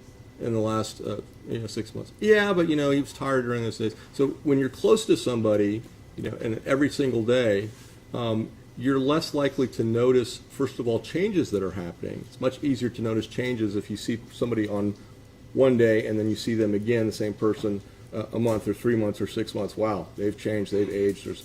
There's a difference there. If you're with somebody every day, you're less likely to see those changes, especially if they're subtle. And so I don't think that they necessarily would have been noticed. Also, just my experience, loved ones are less likely to ascribe negative sorts of things or changes that happen to people in the worst terms. So it's easier to say someone's having a bad day than somebody's brain is failing. So that's why I think this letter that I found from her boss, her principal, that was just so detailed and so articulate, and giving out lots of examples of what's going on. She noticed that there were some changes, but she was not emotionally attached that way. She was trying to run a school, and she wasn't with her on a single daily basis. To answer your question is, I just don't think so, that you would really notice anything like that. I'm gonna try to pronounce this word. Anosognosia. Anosognosia. Can you tell the court what is that? So that's a phenomenon that is described in my field that is common in mental illness and in cognitive disease, where the person does not recognize that they are either sick or that they're having cognitive difficulties. And I'm sure most people have experienced a friend or neighbor or loved one that has had dementia who has no idea that they are. You ask them how they're doing. Oh, I'm doing great, no problem. How's your memory? No, yeah, it's just great. And then they proceed to ask you, how you're doing, how your kids are for the next, 3 times in the conversation. But they have no actual understanding of that. And this also applied to severe mental illness in terms of predominantly schizophrenics that are hallucinating or having delusions, and they don't realize or recognize that these things are hallucinations or delusions. They're quite real to them. When you began your interviews and your, let's say, involvement in this case, Tracey had been off that medication for a good period of time. That's correct. So that accounted for that discrepancy, because when I was, reading these things that had happened and their description of her versus my observations of her and this neuropsychological, neuropsychiatric testing that she had done that didn't reconcile with that. So there's just, I've got to make sense of this data. This doesn't make sense. And she had been off the medication when I saw her over a year, when I saw her for the first time, a year plus. And so the medication finally had an opportunity to get out of her system. This medication, including the Ambien, you indicated was prescribed to her long-term by her medical care practitioner. Correct. So it was a physician assistant, but Not a doctor. it wasn't. But he was her healthcare provider. He was prescribing the medications legally to her. She was taking them as prescribed. Okay. In your, let's say, your hat as a social psychologist, you've testified in court regarding the five components of justice. So as one of the duties that I've been trained on and that I've done many times is in mitigating and aggravating circumstances for sentencing. That's done predominantly in capital cases that I've testified in, but I've done some in non-capital cases too. Okay.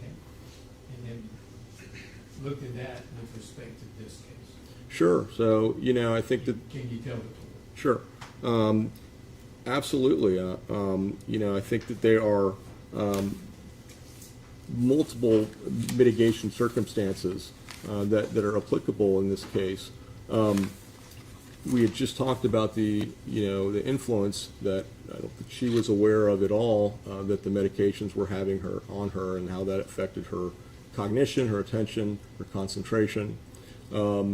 But there are also, well, I'll just go through how we describe them in my field. The components of that, there's 5 different components to the justice and the punishment aspects of that.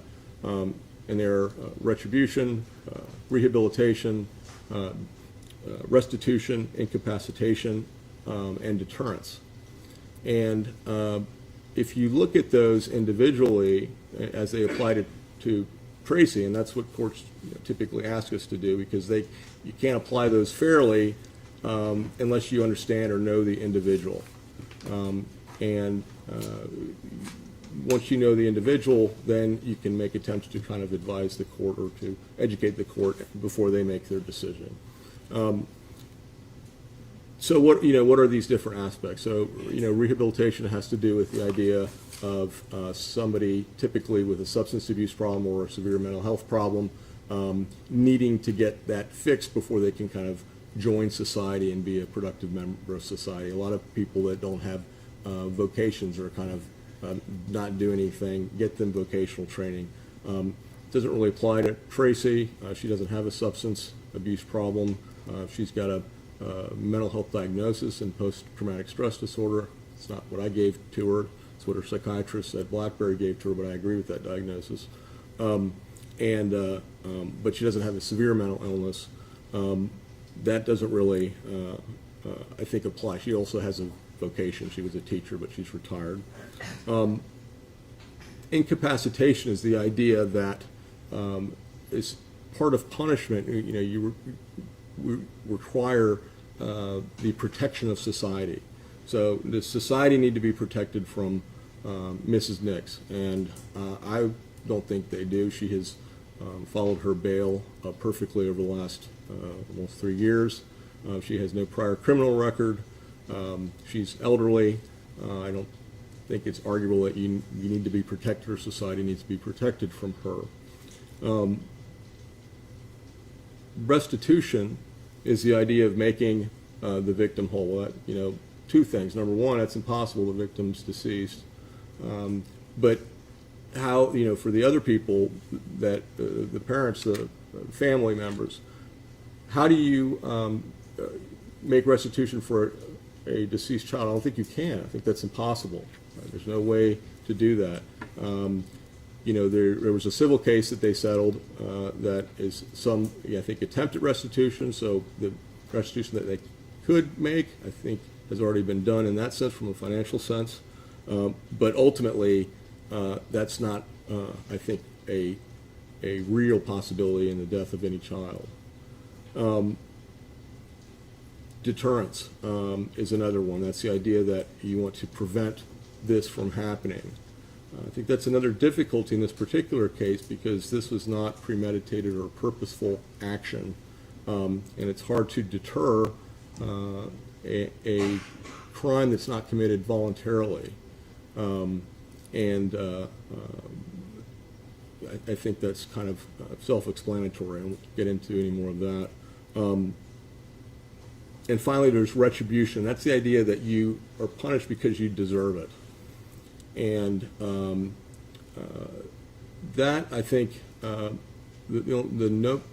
what is noteworthy for that is the fact that I think that Tracey has been punished in a lot of ways by this event too. I mean, I think that regardless of the punishment she receives from the court, she's going to carry this with her for the rest of her life. And it's something she carries with her every day. It's something that will never go away. I think that that's just something that I think is going to be impactful on her and her relationships that she has, the way that it's impacted her family, etc. I think there are also practical reasons that have to be considered, such as does the state of Florida, the community, want to pay to have Tracey in prison? Is that a good use of resources? Can those resources be used in other ways? I would argue that it's not a good use of state resources to pay to have her in prison. I also think that there is a potentially a disproportionate effect on her as a geriatric person that's never been in prison of a prison sentences given. She's I think almost 67 years old, and we know that geriatric individuals don't fare very well in prison. They kind of what we call age acceleration occurs in prison is the term that we use. You met with Tracy more than one time? Correct. Okay. Did you see the remorse in her? Absolutely. As far as what happened? Absolutely. I think that is unquestionably genuine. Okay. Thank you, Doctor. Jake, any questions? Yes, Your Honor. I apologize, I'm not a doctor, but so if I oversimplify things, I don't do so to insult you, sir, I'm just trying to understand. Is it your opinion that, and I think you said this, that this wouldn't have happened had she not been on the medication she was on? I'm just asking a yes or no question. If I got it wrong, let me know. I'm pretty sure that's what you If you're going to force a yes or no question without any caveats, then I would agree with that. So is it, in your opinion, was she the reason why she left Uri to die in a hot car is because she was experiencing side effects from medication she was on? You're ascribing intent that I don't think she had. What I think is that, and what I argued was that her attention, focus, concentration, and energy were affected by the medications that she was on. I'm asking you very particularly, can you tell us that was affecting her at the time she left Yes. Uri to die in a hot car? What can you point to show us exactly that she was under the effect on that day? What can you point to? Well, I told you, went through that at length about the effects. You want to go through the medications No, again? I'm not asking for your opinion based upon medications. I want to know, is there any one specific thing you can point to that day that shows us you're correct in your opinion? Like she was acting in a particular way on that day. Can you point to something that shows this demonstrates, other than leaving her in a hot car to die, this demonstrates she was under the effect, she was experiencing the side effects from medication? I think it's a natural deduction from the review of all of the evidence. So let me ask you this. You talked about your review of the evidence. There is a video in this case of her at Beef O'Brady's. Did you review that? Yes? Okay. And so you got to see how she interacted at Beef O'Brady's. Correct? You got to see how attentive she was to Uri. Correct? You would agree with me she was very attentive? I do, yes. You agree with me she took care of her needs? Correct? You would agree with me that she brought in a backpack full of supplies for Uri? I don't remember that specifically, but I'll take your word for it. Fair enough. You would agree with me she didn't forget Uri in the car at Beef O'Brady's? No, she did not. And when she left, and she was there for, what, over an hour? I don't remember how long she was. I would assume it was that. So for an entire lunch. Sure. And you would agree with me that she didn't leave the restaurant without taking Uri with her? I would agree with that, yes. And you would agree with me that when she got back to her car, she put her in a car seat like a person should, right? Correct? Strapped her in? Correct? Okay. So you would agree with me that what you saw in that video is a person who is not exhibiting any side effects that you're talking about? I would agree that in that particular instance, you could not see them from a perspective of somebody taking a video of that. So you would agree with me that the person that we saw interacting with Uri, taking care of her, supplying everything she needed, in that video, didn't exhibit any of the symptoms that you're talking about? At that particular moment, not necessarily. And that was 15 minutes before she got home and this incident occurred, is what Correct. the video says. Correct. Okay. Now, as part of your opinion too, when you were asked about your opinion, and I'm just trying to clarify, you said that you believe the defendant is a good person and a genuine person? I do. Is that your expert opinion?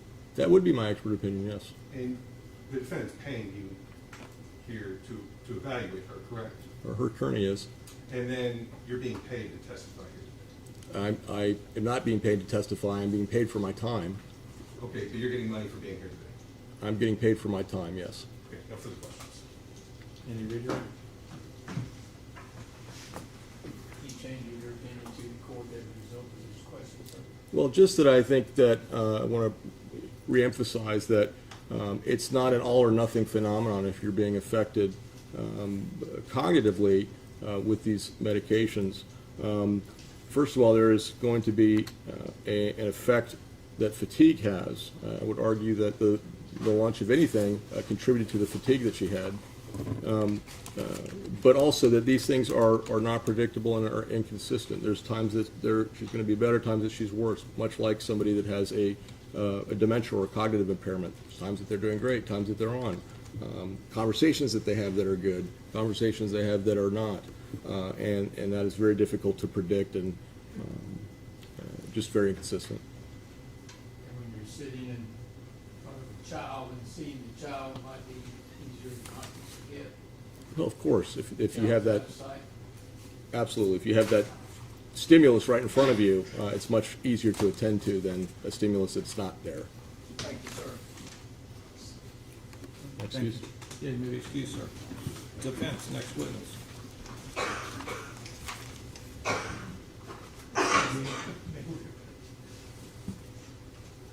Go ahead. We'll take a short break. 10 minutes, everyone?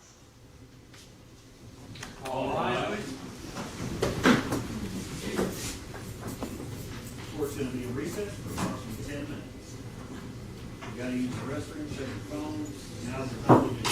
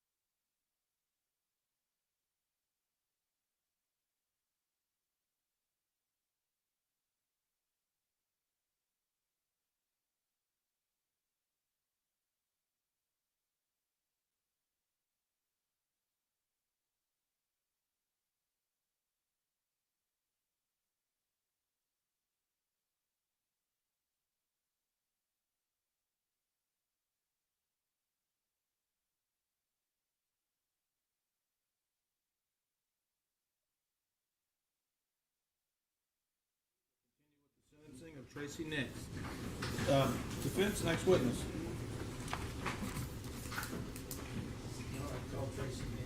Okay, does she want to testify standing up or from the stand? I'll go to the stand. Thank you, ma'am. Please swear her in. Please raise your hand. Do you solemnly swear to affirm to tell the truth, the whole truth, and nothing but the truth, so help you God?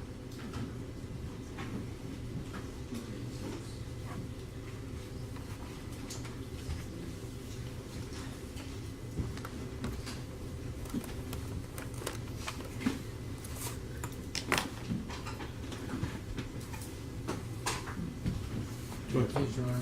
Yes. Thank you. State your name, please. Tracy Howard Nix. And Ms. Nix, obviously, you are the defendant in this case.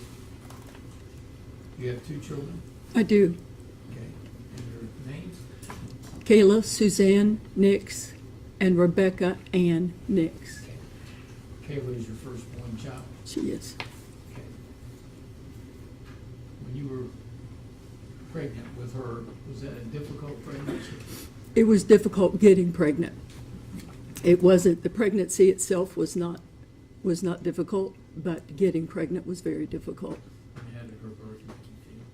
How did what? How did her birth make you feel? I'm glad that you're sitting there, Kayla, because I want to speak directly to you. That's why I'm sitting here, facing you. Your dad and I didn't want to have children right up front. And, you have this thought that when you want to have children, that it'll just happen. And that's not what happened with you. I went through fertility. We tried on our own for a long time. And then I went through fertility drugs to try to have you. And then I went through surgery to clean everything out and to try to have you. And I tell you that because I want you to know how much you were wanted and how much you were loved. I thought you were the most beautiful girl that had ever been born on this planet. I thought you were the smartest girl that I had ever seen. And I adored you. Was I a perfect mom? No. No, I wasn't. But I love you. And I have always loved you with all my heart. And I tell you that because I can't imagine how I would have acted and reacted had you been taken from me. I cannot imagine that. And then if Rebecca had also been taken, it would have been more than I could have taken in. And that's the only way that I can understand what you've been going through and what Drew's been going through. I miscarried, but I didn't lose a baby like you've lost a baby. And I've tried very hard to understand where you've come from, where you are, and how I could be anything to you. I guess I answered that. What more? You've been on medication, were on medication for a long time, about 20 years. Okay.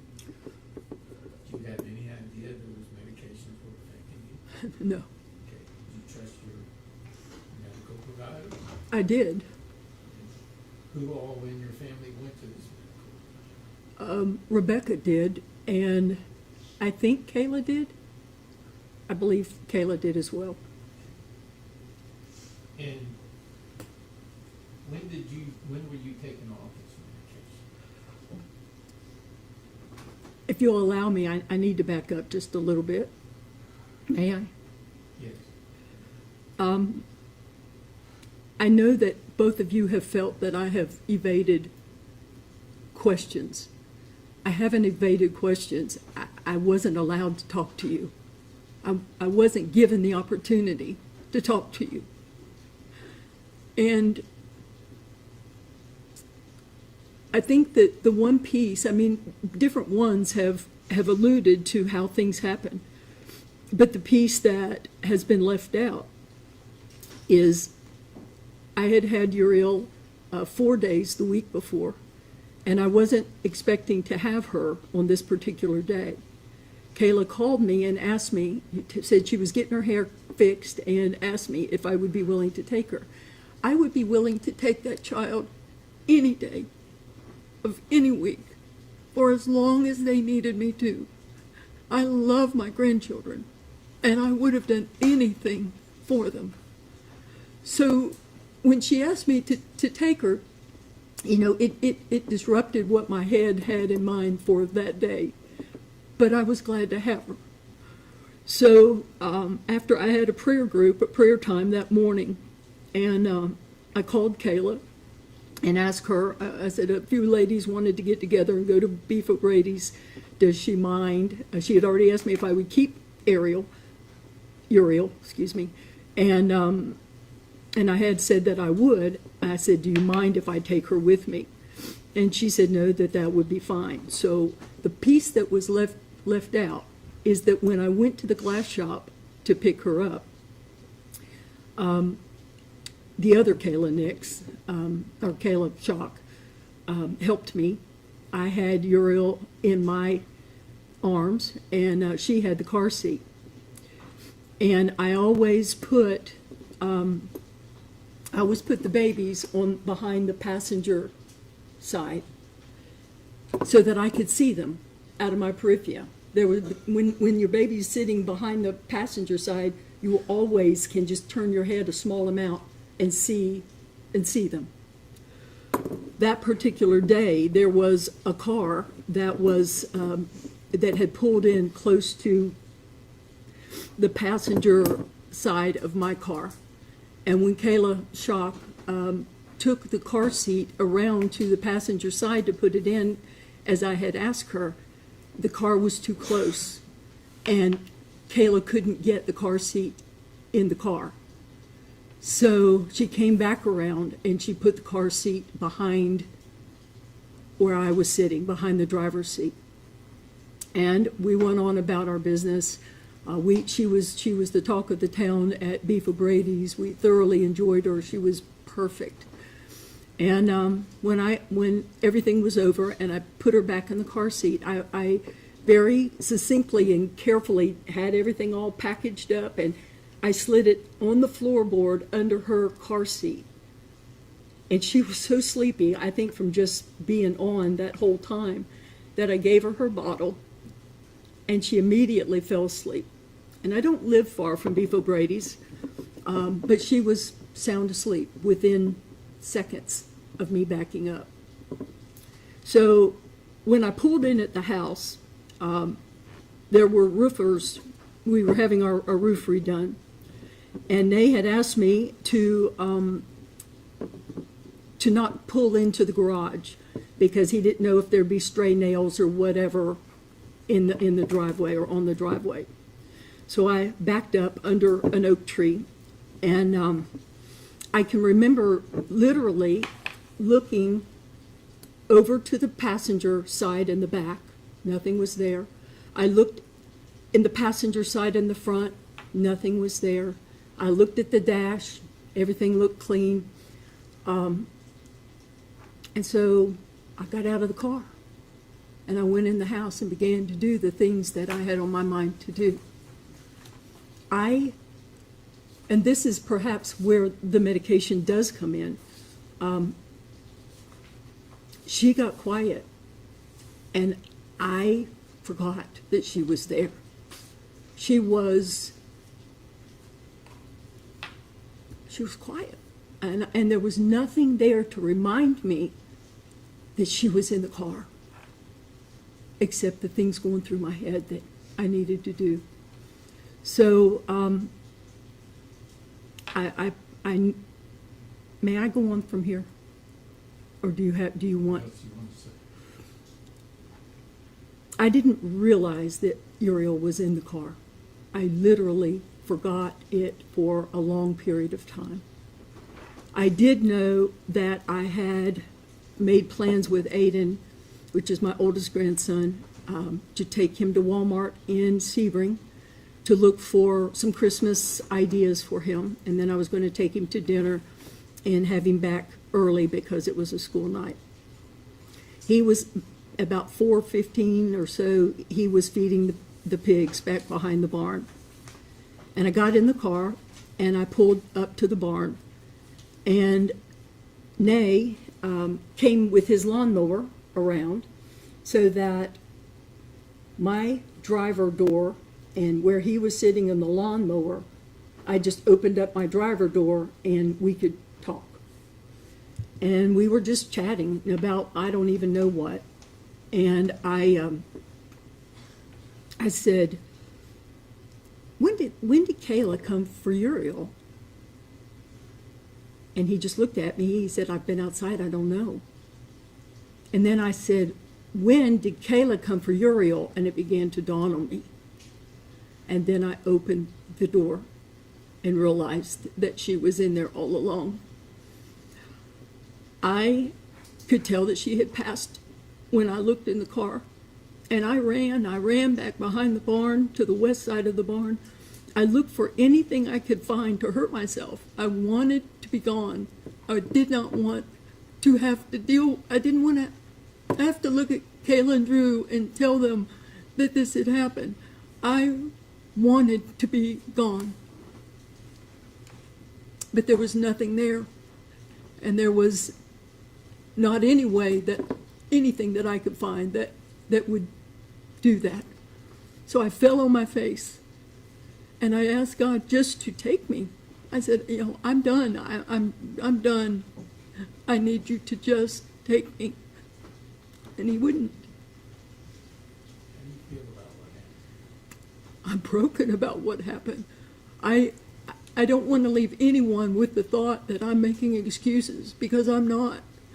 I was forthcoming with the detective. I asked to be taken to the sheriff's department. The video that you saw at the trial was during that time of me being in the sheriff's one of the interrogation rooms. When the detective came in, she asked me if I felt like giving a statement or talking about what happened. And without a lawyer, I told her everything I knew. I was not trying to hide anything.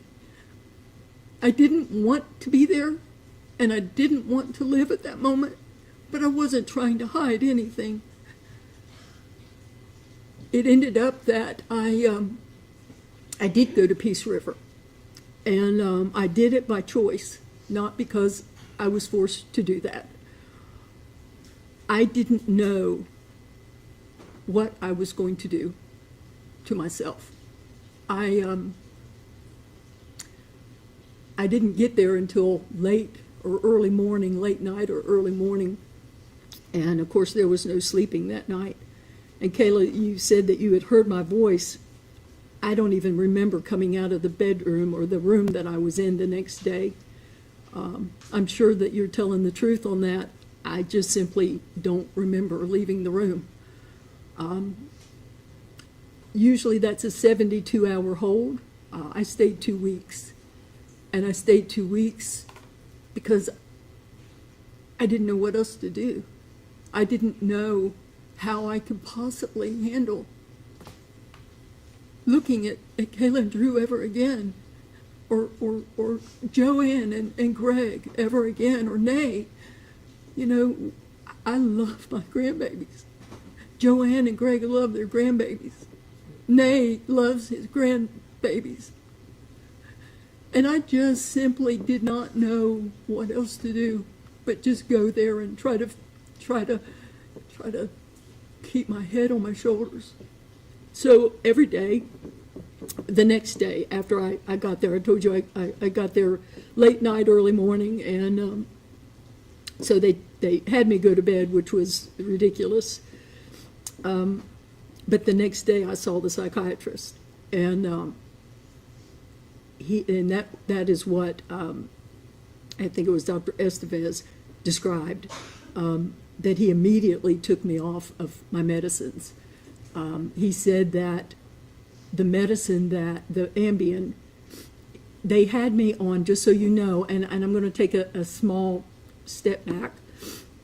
Drew, I don't know if you remember you coming into your house the day that I was sitting at your house. Kayla had asked me to come over, and I was sitting at your house, and I just was watching her at the house. And you came in maybe around 12:30 or 1 o'clock. And I walked over, I got her settled, and I walked over to you, and I said, we haven't talked about Ezra. And I don't want to talk to you until you feel ready to talk. And when you feel ready to talk, please let me know, and I'll tell you anything you want to know. And then Kayla got up from her nap, and she came out, and I said the same thing to you. I said, I've told Drew what I just said, and I don't know that you're ready to hear it yet. Officer Hartman told me that there weren't charges for Ezra that day. That's why he came home. That's why I went to my room. I told you that. You were taking a nap that day because you had asked me to come by and just sit with her that day. And when you came out, I said to you, I spoke to Drew, and I told him that whenever you guys were ready to talk about Ezra, that I would do that. And I never heard back from either of you. So I wasn't avoiding talking with you. I was waiting on you to tell me you were ready to talk. And that's why we did it, and I understand. Okay. And I've kind of lost where I was. That was the last thing I said before I went off on that. Can they read it back to me so that I know what the last thing? This is a ECR, electronic recording. We don't have a live court report. Okay. We have to rely on what you discussed, or your lawyer can redirect you. All right. I really do forget where I was. Like to tell Kayla or Uriel Schock.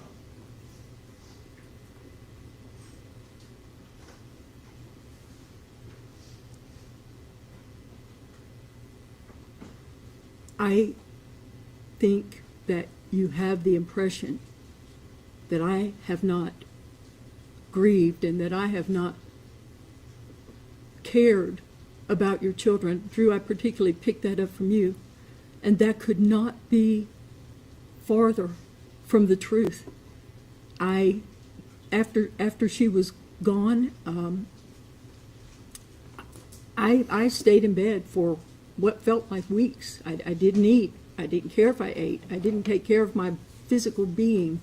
I didn't want to go outside. I would tell Nay over and over, I know that you want to fix something for dinner, but I just don't care. I just don't care. And I was like that a long time until finally I decided I had to do something about it. And the courts were good enough to allow me to go to Blackberry. Blackberry was an alcohol, drug, and trauma center, and I was there for trauma, and I was there 7 weeks. So I spent 2 weeks at Peace River and 7 weeks at Blackberry. It did help because I saw a psychiatrist every day, a psychologist, or a therapist. I saw one of the two of them every day. My fear in just going straight into some sort of counseling was that if I ever opened that box and then didn't see somebody for another week, I would never have been able to handle that. But after 7 weeks of intensive attention and therapy, when I got home, I began therapy every Friday until actually the Friday before trial. So for almost 2 years, trying to wrap my head around it, trying to. Does that help you? It has helped me. So you're able to sit here today and at least somewhat talk about it without. What I find is when I ask to talk about it, I can do that with my head now. But the second I begin to talk about Kayla or about Uri or Ezra, I just, that's the trigger, and I just fall apart because I love them so much. And I want to just go on and make another comment that Drew said, that you hadn't even received an apology from me. You had not received an apology because I wasn't allowed to talk to you. I wasn't allowed to be close to you. But let me tell you something.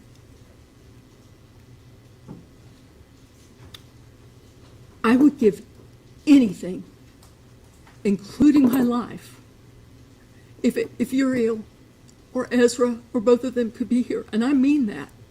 I would give my life if they could be here. But that is not how God wanted that to be. And I can't explain it beyond that. But that's not how God wanted it to be.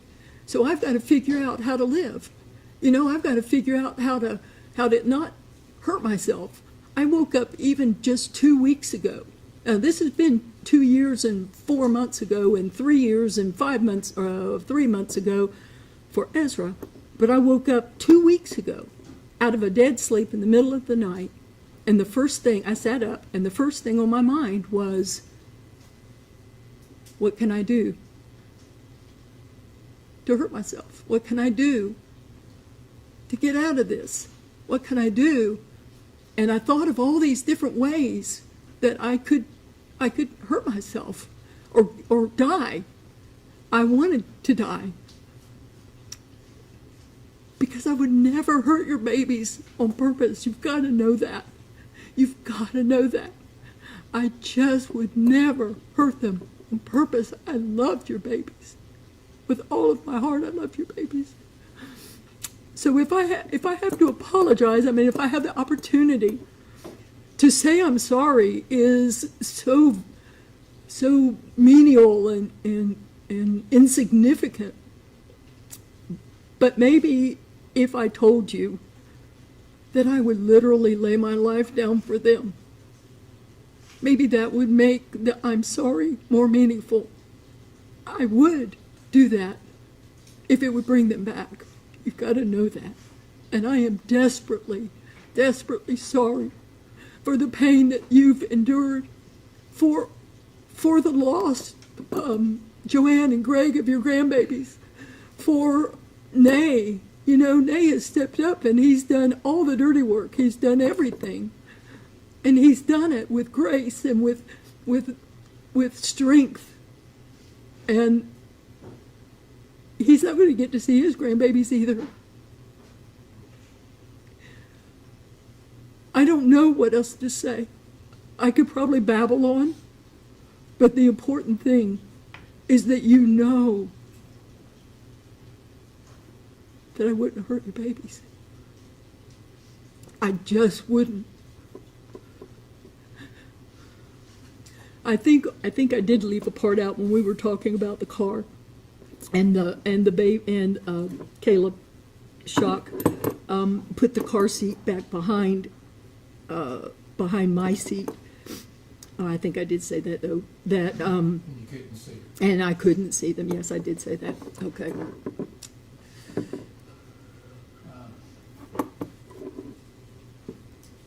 Not hear about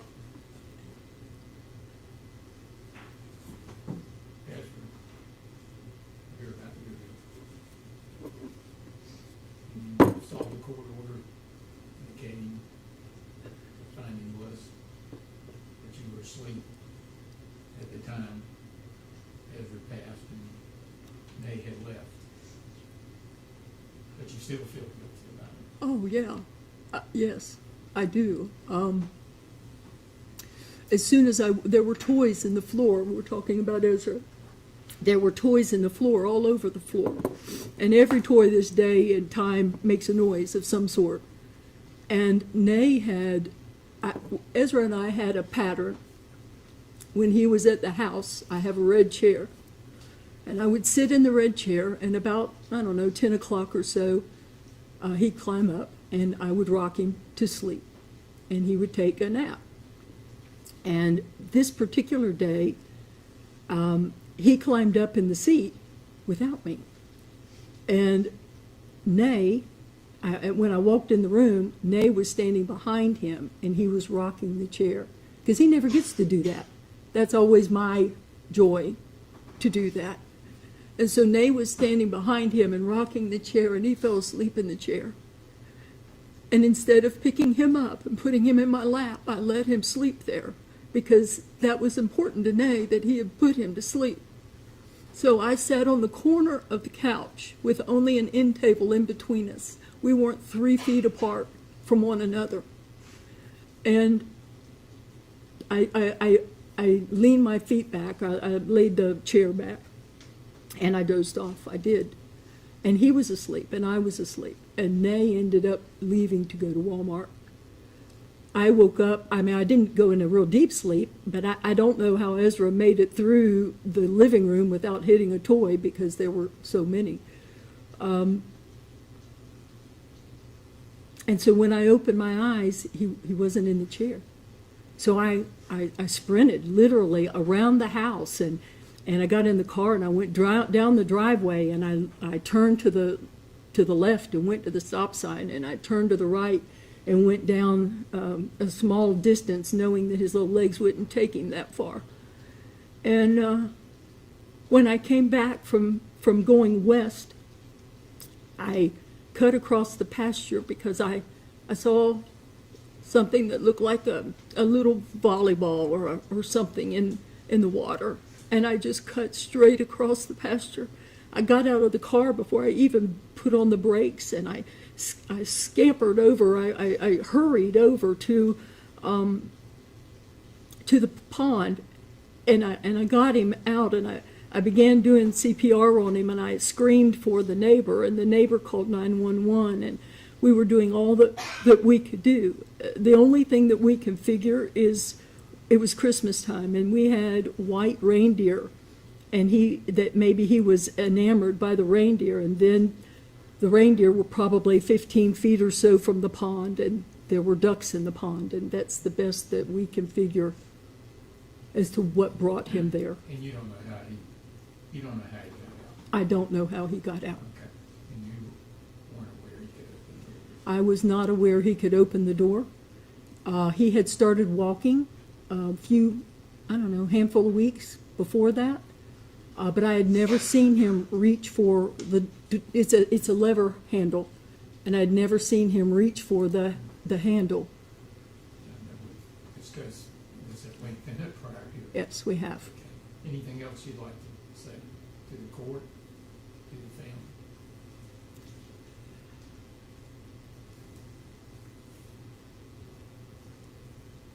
Your Honor, whatever your decision is, I want you to know that I'm already in prison. No one can do more to themselves than I have done to myself. I wake up every day and I think about it. I go to bed every night and I think about it. And I will do that until I draw my last breath.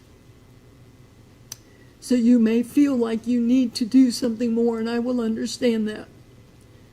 But I do want you to know that I'm in my own prison, and it will last all of my life. State. I just have one question, Your Honor.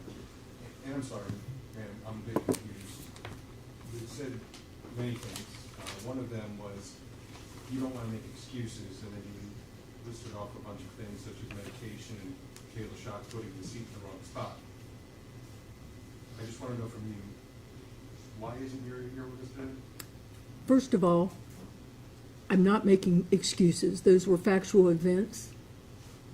And Uri is not here because I left her in the car. Okay, question, John. All right, anything, may she sit down, defense? Yes, Your Honor. Thank you, Ms. Nix. Defense, force. All right. Defense, make your argument once your client gets to your table after you confer with her briefly, please.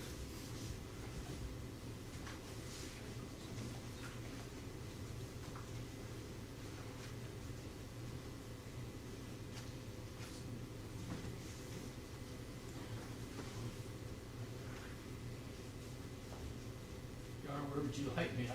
Wherever you like. You can use the podium. Either one. Thank you.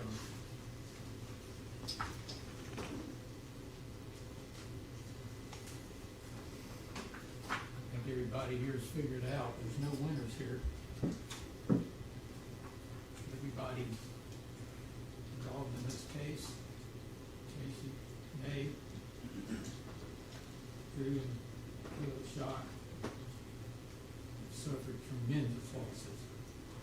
Brings tears to the lawyers, brings tears to the people here.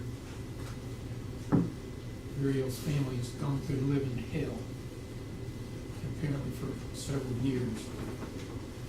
I understand that these people love their child. Pretty obvious.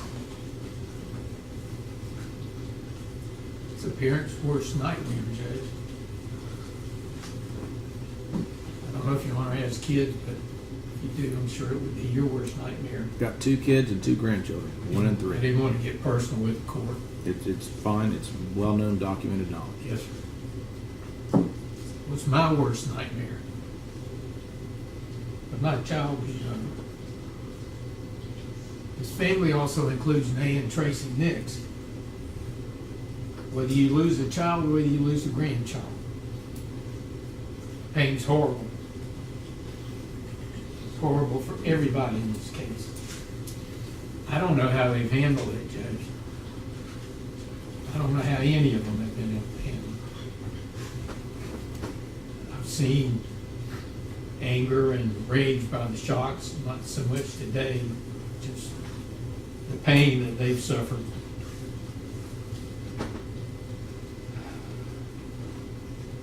There's some things that were stated in the DSI in a letter by Kayla that I was going to point out, but I'm not going to do that. I think it's insignificant now. And for the record, I reviewed all the letters. I've reviewed your motion for mitigation. I reviewed all the PSI documents well ahead of time. And I do want to say one thing. There wasn't any car seat, whatever you call that, the reminder in the back of the Lexus. I don't think Tracy has lied to anybody about this. I think she's been completely honest, forthcoming. That's certainly a reason to mitigate. Although we know where we are, we're sitting there at 44 points, which allows you to give anything from probation up to 5 years. I do want to go on something that the court will allow me to. We're not here about Ezra. I did hear both of the parents talk about Ezra. And they should talk about Ezra, because I'm sure they don't want him forgotten. But I guess also for the media, Judge, a couple things I'd like to read, if you please, Your Honor. Okay. From the order granting defendant's motion in limine excluding certain evidence. This was fully fleshed out. The state presented all the evidence that they had regarding the death of Ezra. The defense presented their testimony. Just a couple things here, Judge. Findings of fact in that case. Neither defendant nor Ezra's mother believed Ezra capable of opening doors at the home. Defendant's husband had seen Ezra unsuccessfully try to open double doors at the home on one occasion. The death of Ezra Schock, while a tragedy, was the result of simple negligence, not rising to the level of culpable of gross negligence. The alleged acts of negligence were being unaware the child had the ability to escape the home and failing to properly supervise him. There's insufficient evidence to conclude that the defendant was awake when her husband left. Therefore, defendant cannot be the person who is responsible for the act of negligence. So I know these, and I understand that Tracy and they were both there. Tracy's caught pretty much of the blame from the family. But again, when you look at all the evidence, the proof, then I think it shows that she wasn't responsible.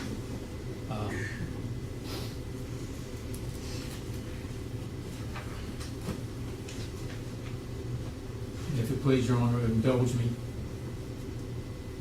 Your order also states, here the state merely suspects that defendant was awake when her husband left, making her the person responsible for the care of Ezra and thus the person who committed the alleged collateral act. This is despite testimonial evidence from her husband to the contrary, that she was asleep and he tiptoed out. This is consistent with video from Detective Ward's body-worn camera taken immediately after the incident, where the defendant, who is still under the emotional influence of the incident, says she was asleep when her husband left, State's Exhibit 9. Defendant's subsequent interview with Detective Hart on December 30th apparently was not recorded and is confusing as to when she says she fell asleep. The confusion continues within the affidavit complaint filed by Detective Hart, which states Tracey said that Ezra had fallen asleep in a chair. Her husband, Nun Nix, left to run errands. When she woke up, Ezra was missing. May Nix's proffered testimony reveals he decided to go shopping and discussed it with the defendant. After both Ezra and the defendant fell asleep, he recalled tiptoeing out of the room. Later, he received a call from the defendant asking him if he had taken Ezra, and when he answered no, she immediately hung up the call. He also recalled he had previously seen Ezra try and fail to open a door in the home. Now, I say this and appreciate the court allowing me to bring this up again. We're not here about that, but I want the family of this young victim to realize that when we looked at the evidence, Tracey was not at fault. And I want the media to know this also. The court, you said you'd seen the letters, I'd underlined some things. I might incur the court's wrath if I repeated that. There were a lot of letters in support. Obviously, the court knows she's a good person. She did a lot in this community for over 40 years. She served this community both as a teacher and as a principal, and as a Sunday school teacher and an active member of her church. Obviously, the court knows she has no prior criminal record. The jury had found there was no culpable negligence here. Your Honor, in previous ruling, found that count 2 is strict liability. I never even argued count 2 in closing argument. There was nothing to argue. Obviously, we disagree, and reasonable people can disagree with respect to count 2 and whether there needs to be any type of intent there, but we'll save that for another day. I'll also say that Tracey is a wonderful person. This tragedy occurred, and we're not blaming anybody except when you're on medication, a medication like that, and we presented from a very, I say, renowned expert concerning the medication that she was on for a number of years was totally inappropriate. The Ambien was more than twice the dosage she should have been on, combined with the other medication. I'm surprised she did as well as she did on this medication. Again, she and the whole family, both Tracey Nix and the family, has suffered tremendously. She's always going to be haunted. The thought of suicide, and I can understand that, and I know you have grandkids, I have grandkids. Doing something to them would be not only doing it to them, but doing it to your child too. I don't know how Tracey has been able to live with this other than the constant counseling that she's had. I'm going to ask the court to be fair, ask the court to use wisdom. This is very emotional. When the lawyer gets tears in his eyes, you know it's an emotional case. You're sitting at 44 points. I'm asking the court to look at all the facts, look at what Dr. Estevez said about the 5 reasons for punishment.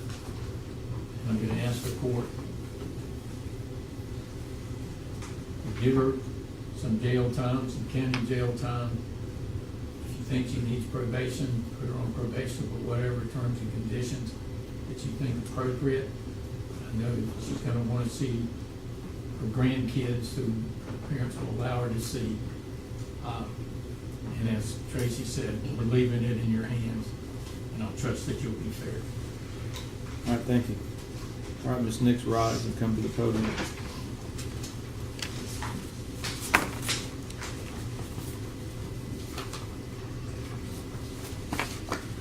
You come over with your attorney here. I sat in this trial. I picked up this case. I started down here July 1. I picked up this case. And I did the motion for motion in limine. And I know exactly what I wrote and what I ruled. You can't use other crimes or acts to show bad character or propensity. There has to be clear and convincing. But it doesn't negate the fact, just because I didn't use that event, it occurred. And it was with two people there. It was with Mr. Nix and Mrs. Nix.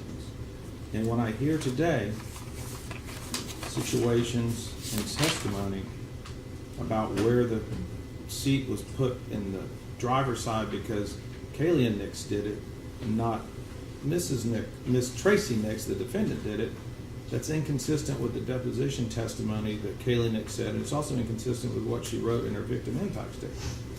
Then I listened to her testimony about the juror was sleepy and gave a bottle and immediately fell asleep. And there's a video, and I don't recall seeing that. But I also recall in the trial, they talked about giving the baby a straw and some water in a straw, and that this was a situation where their baby didn't have food and milk. And I went through, and I'm going to come down to this in a minute, but the evidence that comes in, I wasn't there, you weren't there. The only people that were there were Miss Nix, and at the time, we get evidence after the fact, and when we're sitting in the room and we're watching it, it comes in. Like, here's the back seat of the car, evidence 41 that came in. Here's the front seat of the vehicle, 40, where there's wipes and things in a car. And when people go places with kids, they leave objects, thread on the steering wheel, things in the front seat to remind them where they had a child. And I'm not talking about a child that was there, you had an hour-long, 2-hour-long drive. I'm talking a 7 to 9 minute drive. Here's the exhibit 29. It's the back seat of the car. There's evidence everywhere. Then we see the picture of when Nay and them got there. That's evidence 23. I then have a half-empty thing, a bottle, evidence 35. So I see all of that, and I see all the reminders. And then I remember Kayla Nix saying that the Lexus, the red Lexus, was equipped with a red rear occupant alert to alert an adult to a child in the back seat. And I know that these cars, Fords, Lexuses, everything has so much weight in the back seat, beep beeps go off. And I hear her saying I didn't have that. But then I read the deposition taken of Kayla Nix, docket entry 201, October 1, 24. Do you know who put the car seat, page 32, line 5 to 7? You know who put the car seat into the car that day she picked Uriel up at the glass shop? I do not. I do know it was her tendency to put the car seat in herself. Okay, Kayla answered. She typically, whether I was standing there or not, would pick her up and set her in there. And then I would typically help reach over and strap her in. But a car has sensors, weight sensors. So that, just like my vehicle, whenever I stop and put it in park and turn it off, there's a loud ding that says, check your back seat if there's weight in the seat. And so those are things that I'm aware of that were in a vehicle. So when she put her in there, I do not imagine that I had any other staff assist her in the moment putting her car seat. Did she normally put the car seat behind the passenger or driver's seat? I have her telling me it was in the driver's seat because Kayla did it, and I have Kayla saying that it was typically in the driver's seat. And then I have these tendencies and these things that I see that show that there's a baby in the car. And let's not forget that we just left Beefville Brady's. This child was the apple of everyone's eye there. I've been to the Beefville Brady's. I've had lunch there. There's a lengthy video. There's a video of the car in the parking lot. At the end of the day, Uriel Schock presented this evidence to me through her testimony, her victim impact statement, and her the deposition. The defense has presented to me the witnesses and the evidence. What I know for a fact is Tracey Nix left Uriel in the car at 2 p.m. for over 3 hours. At no time during the 10,800 seconds that elapsed did she think 1 second about her granddaughter. Uriel Schock was there for 2.5 hours with her that day. And she just saw her 7 to 9 minutes before, and then she goes to the residence 7 to 9 minutes away. This child, like I said earlier, was the apple of everybody's eye. It captivated, entertained the patrons and the people at Beef O'Grady's, much like a 7-month-old does, a year-old does, a 2-year-old, a 3-year-old does. You know what you're doing with them, and in 7 to 9 minutes, by golly, you know where that child is. And anything to the contrary, and any excuse to the contrary, is just that. I heard and saw the body cam footage along with the interrogation room video of Tracey Nix immediately discovering what happened after she has a grandchild passed away. She was distraught. I don't believe there's a lot of remorse in that about her grandchild's suffering and death. Rather, I see her more concerned with her community image and the death of the child. I want to leave. I want to go away. I want to do this. I want to do this. I want to do this. And I hear today the evidence and the testimony, and I get a little more remorse on that, but is it truly remorse? Yes. Tracey Nix, throughout these proceedings, has contended these acts were involuntary. She couldn't form the requisite intent to commit a crime. Her narrative is that she forgot because of senility or by taking her prescribed mind-altering medications. There's no credible evidence to the court that's persuaded this court to mitigate her sentence as the attorneys have requested. This defendant, like many other defendants facing prison sanctions before, is trying to avoid or lessen a prison sentence once arrested and after a jury finds them guilty. They justify what happened rather than accepting blame and truly evidencing remorse. I have practiced law for 30 years. I've sat on this bench for over 3.5 years. I've met my share of people in the Florida state prison system, the federal system, and I understand that they minimize their conduct and they also don't accept responsibility. And that's how it is. And there's a pile of them down at Hardy Correctional that'll tell you the same stories that I heard here today. The ultimate determination of when we do a case, and I excluded the evidence of the experts on the defense side. It's when you look at whether a defendant is competent to proceed, it's my determination in state court, in a trial court. Under the Dougherty v. State case, 149 Southern 3rd, 672 at 678, the trial court is not bound by the reports or opinion of experts. The defense in this case never afforded nor volunteered Tracey Nix to the state of Florida to have her evaluated by its own experts, so the state of Florida, the citizens of Florida, were denied the right to contest the evaluation and procedures and conclusions of the Tracey Nix retained, hired experts. They all say we're here for our time. They come in here, they get paid, they give their opinion. They give their opinion. If it's valid for the defense, they testify. If it's not valid for the defense, they don't testify. I heard this man's testimony. In a competency or an insanity case, the state has the right to contest the evaluation procedures and conclusions of the court-appointed experts. Had she alleged incompetence or not guilty by reason of insanity, the state of Florida and all the citizens would have the ability, the state would have had the ability to hire its own experts to evaluate her mental and physical claims. The state was not afforded that here. And that's why we have a 35-year-old law that says you can't bring in diminished capacity. I ruled on that. I'm not going to revisit that ruling. The state, as a representative body for the citizens of Florida, has a right to a fair determination and meaningful opportunity to be heard to conduct its own review of Tracey Nix. All of her defense experts were hired for their time and to defend her. They had unbridled access to her so they could present their opinions to the court. What I noticed was there was no, what did the MRI findings say? I don't know. I wasn't given that. There are many tests that mental health experts can perform and routinely do perform on criminal defendants to determine if a criminal defendant is falsifying or exaggerating facts or symptoms. There's called malingering. There's no medical records nor testimony presented to this court that she suffers from Alzheimer's, dementia, or senility November 1 of 2022. None of the defense experts have testified they tested Tracey Nix for malingering or confabulation. They simply say, trust us, we are experts. The court declines to do that. In Florida, the term for imprisonment for a second-degree felony is up to 15 years in prison. First degree is up to 30 years. Life is up to a defendant's life. And in a capital case, I can sentence somebody to death if the aggravating factors exceed the mitigating factors. In this case, Tracey Nix has been found guilty of a third-degree felony, punishable by a maximum of 5 years in Florida State Prison. On January 15, 2025, a jury found the defendant guilty of one count of leaving a child in a motor vehicle in excess of 15 minutes, causing great bodily harm, but in reality causing death, and not guilty of one count of aggravated manslaughter. I've already gone over what I talked about with the Rule 3.704D9 about the victim injury points. Her score sheet is 44 points. Under Florida law, the maximum sentence I can impose for Tracey Nix is 60 months or 5 years in Florida State Prison. For me, as a trial court, to impose a departure sentence, it's a two-step process under Banks v. State, 732 Southern 2nd, 1065, 1067. First, I must determine whether I can depart. That is, whether a legal basis exists for the departure sentence that has been established by a preponderance of the evidence. Two, even if a valid and supported legal ground exists to permit a departure sentence, the trial court must still determine whether it should depart and whether a departure sentence is the best sentencing option in a given case. Two facts the defense argued in their motion to mitigate. 9, that Tracey cooperated with the state of Florida to resolve the offenses she was charged with on November 1, 2022. The court finds that not to be the case here.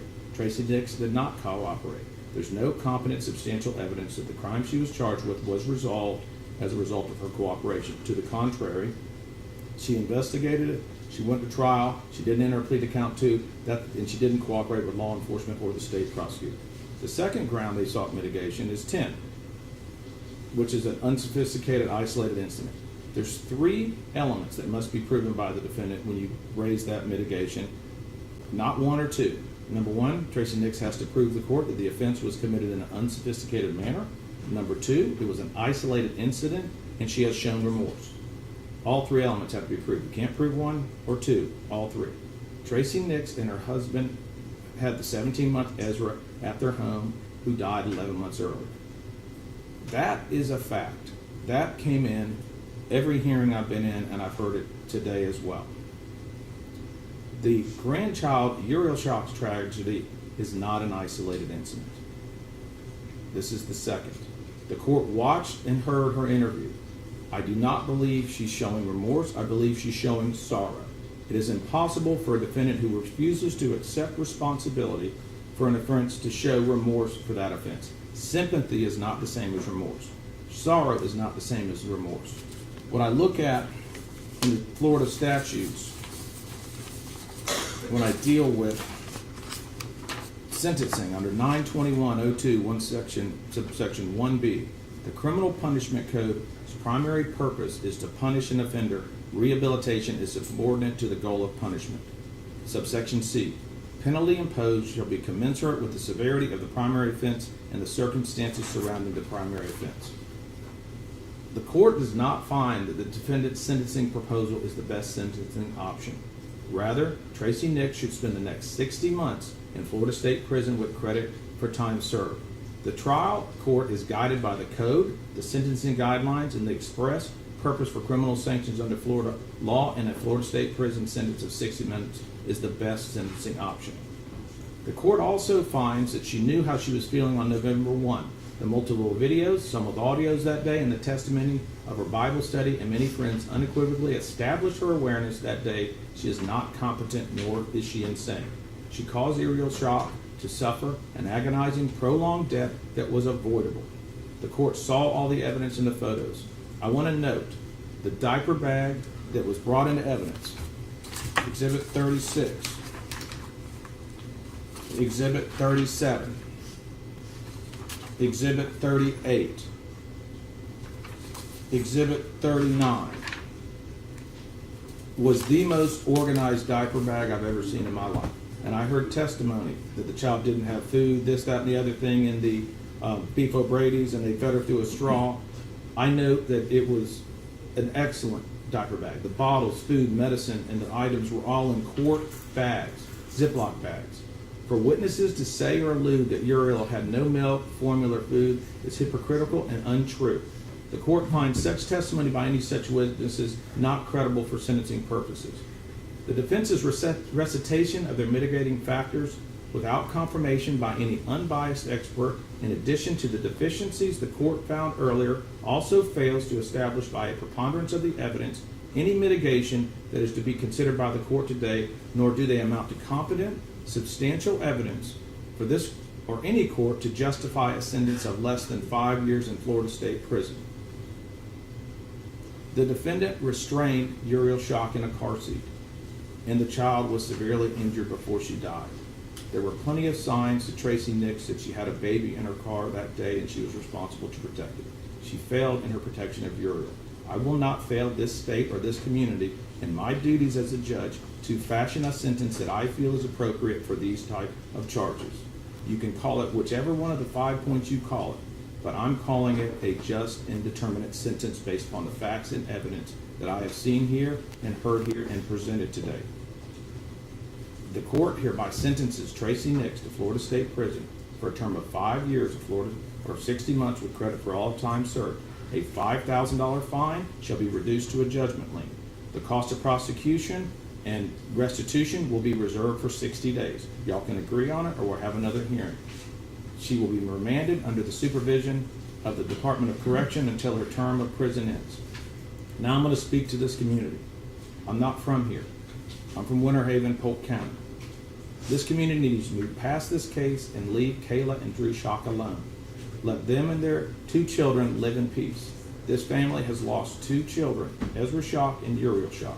The tragedy of this case is undeniable. A baby's life is over way too soon, and a family has been severely impacted in unimaginable ways. Whenever a child dies, this entire community suffers. This community needs to move forward and start the healing process. I have made a final and determination here. I'm not putting people on probation to be walking around this community to rehash an issue or something to come up. I have sentenced her to 5 years in Florida State Prison. I want this community to move forward. The legislature defined this felony crime. A fair and impartial jury found Tracey Nix guilty, and I, as a circuit judge for Hardy County, have sentenced her accordingly.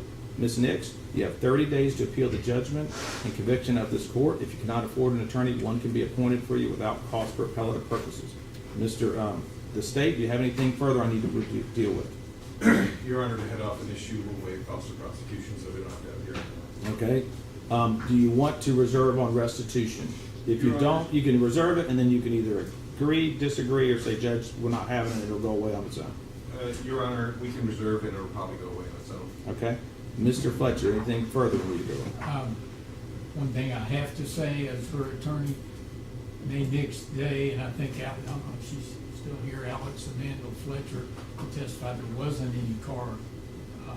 I understand. I understand. Okay, because you said that, I thought you said there was. You're talking about the car seat? Obviously, we disagree about the remorse. I'm not going to argue with that.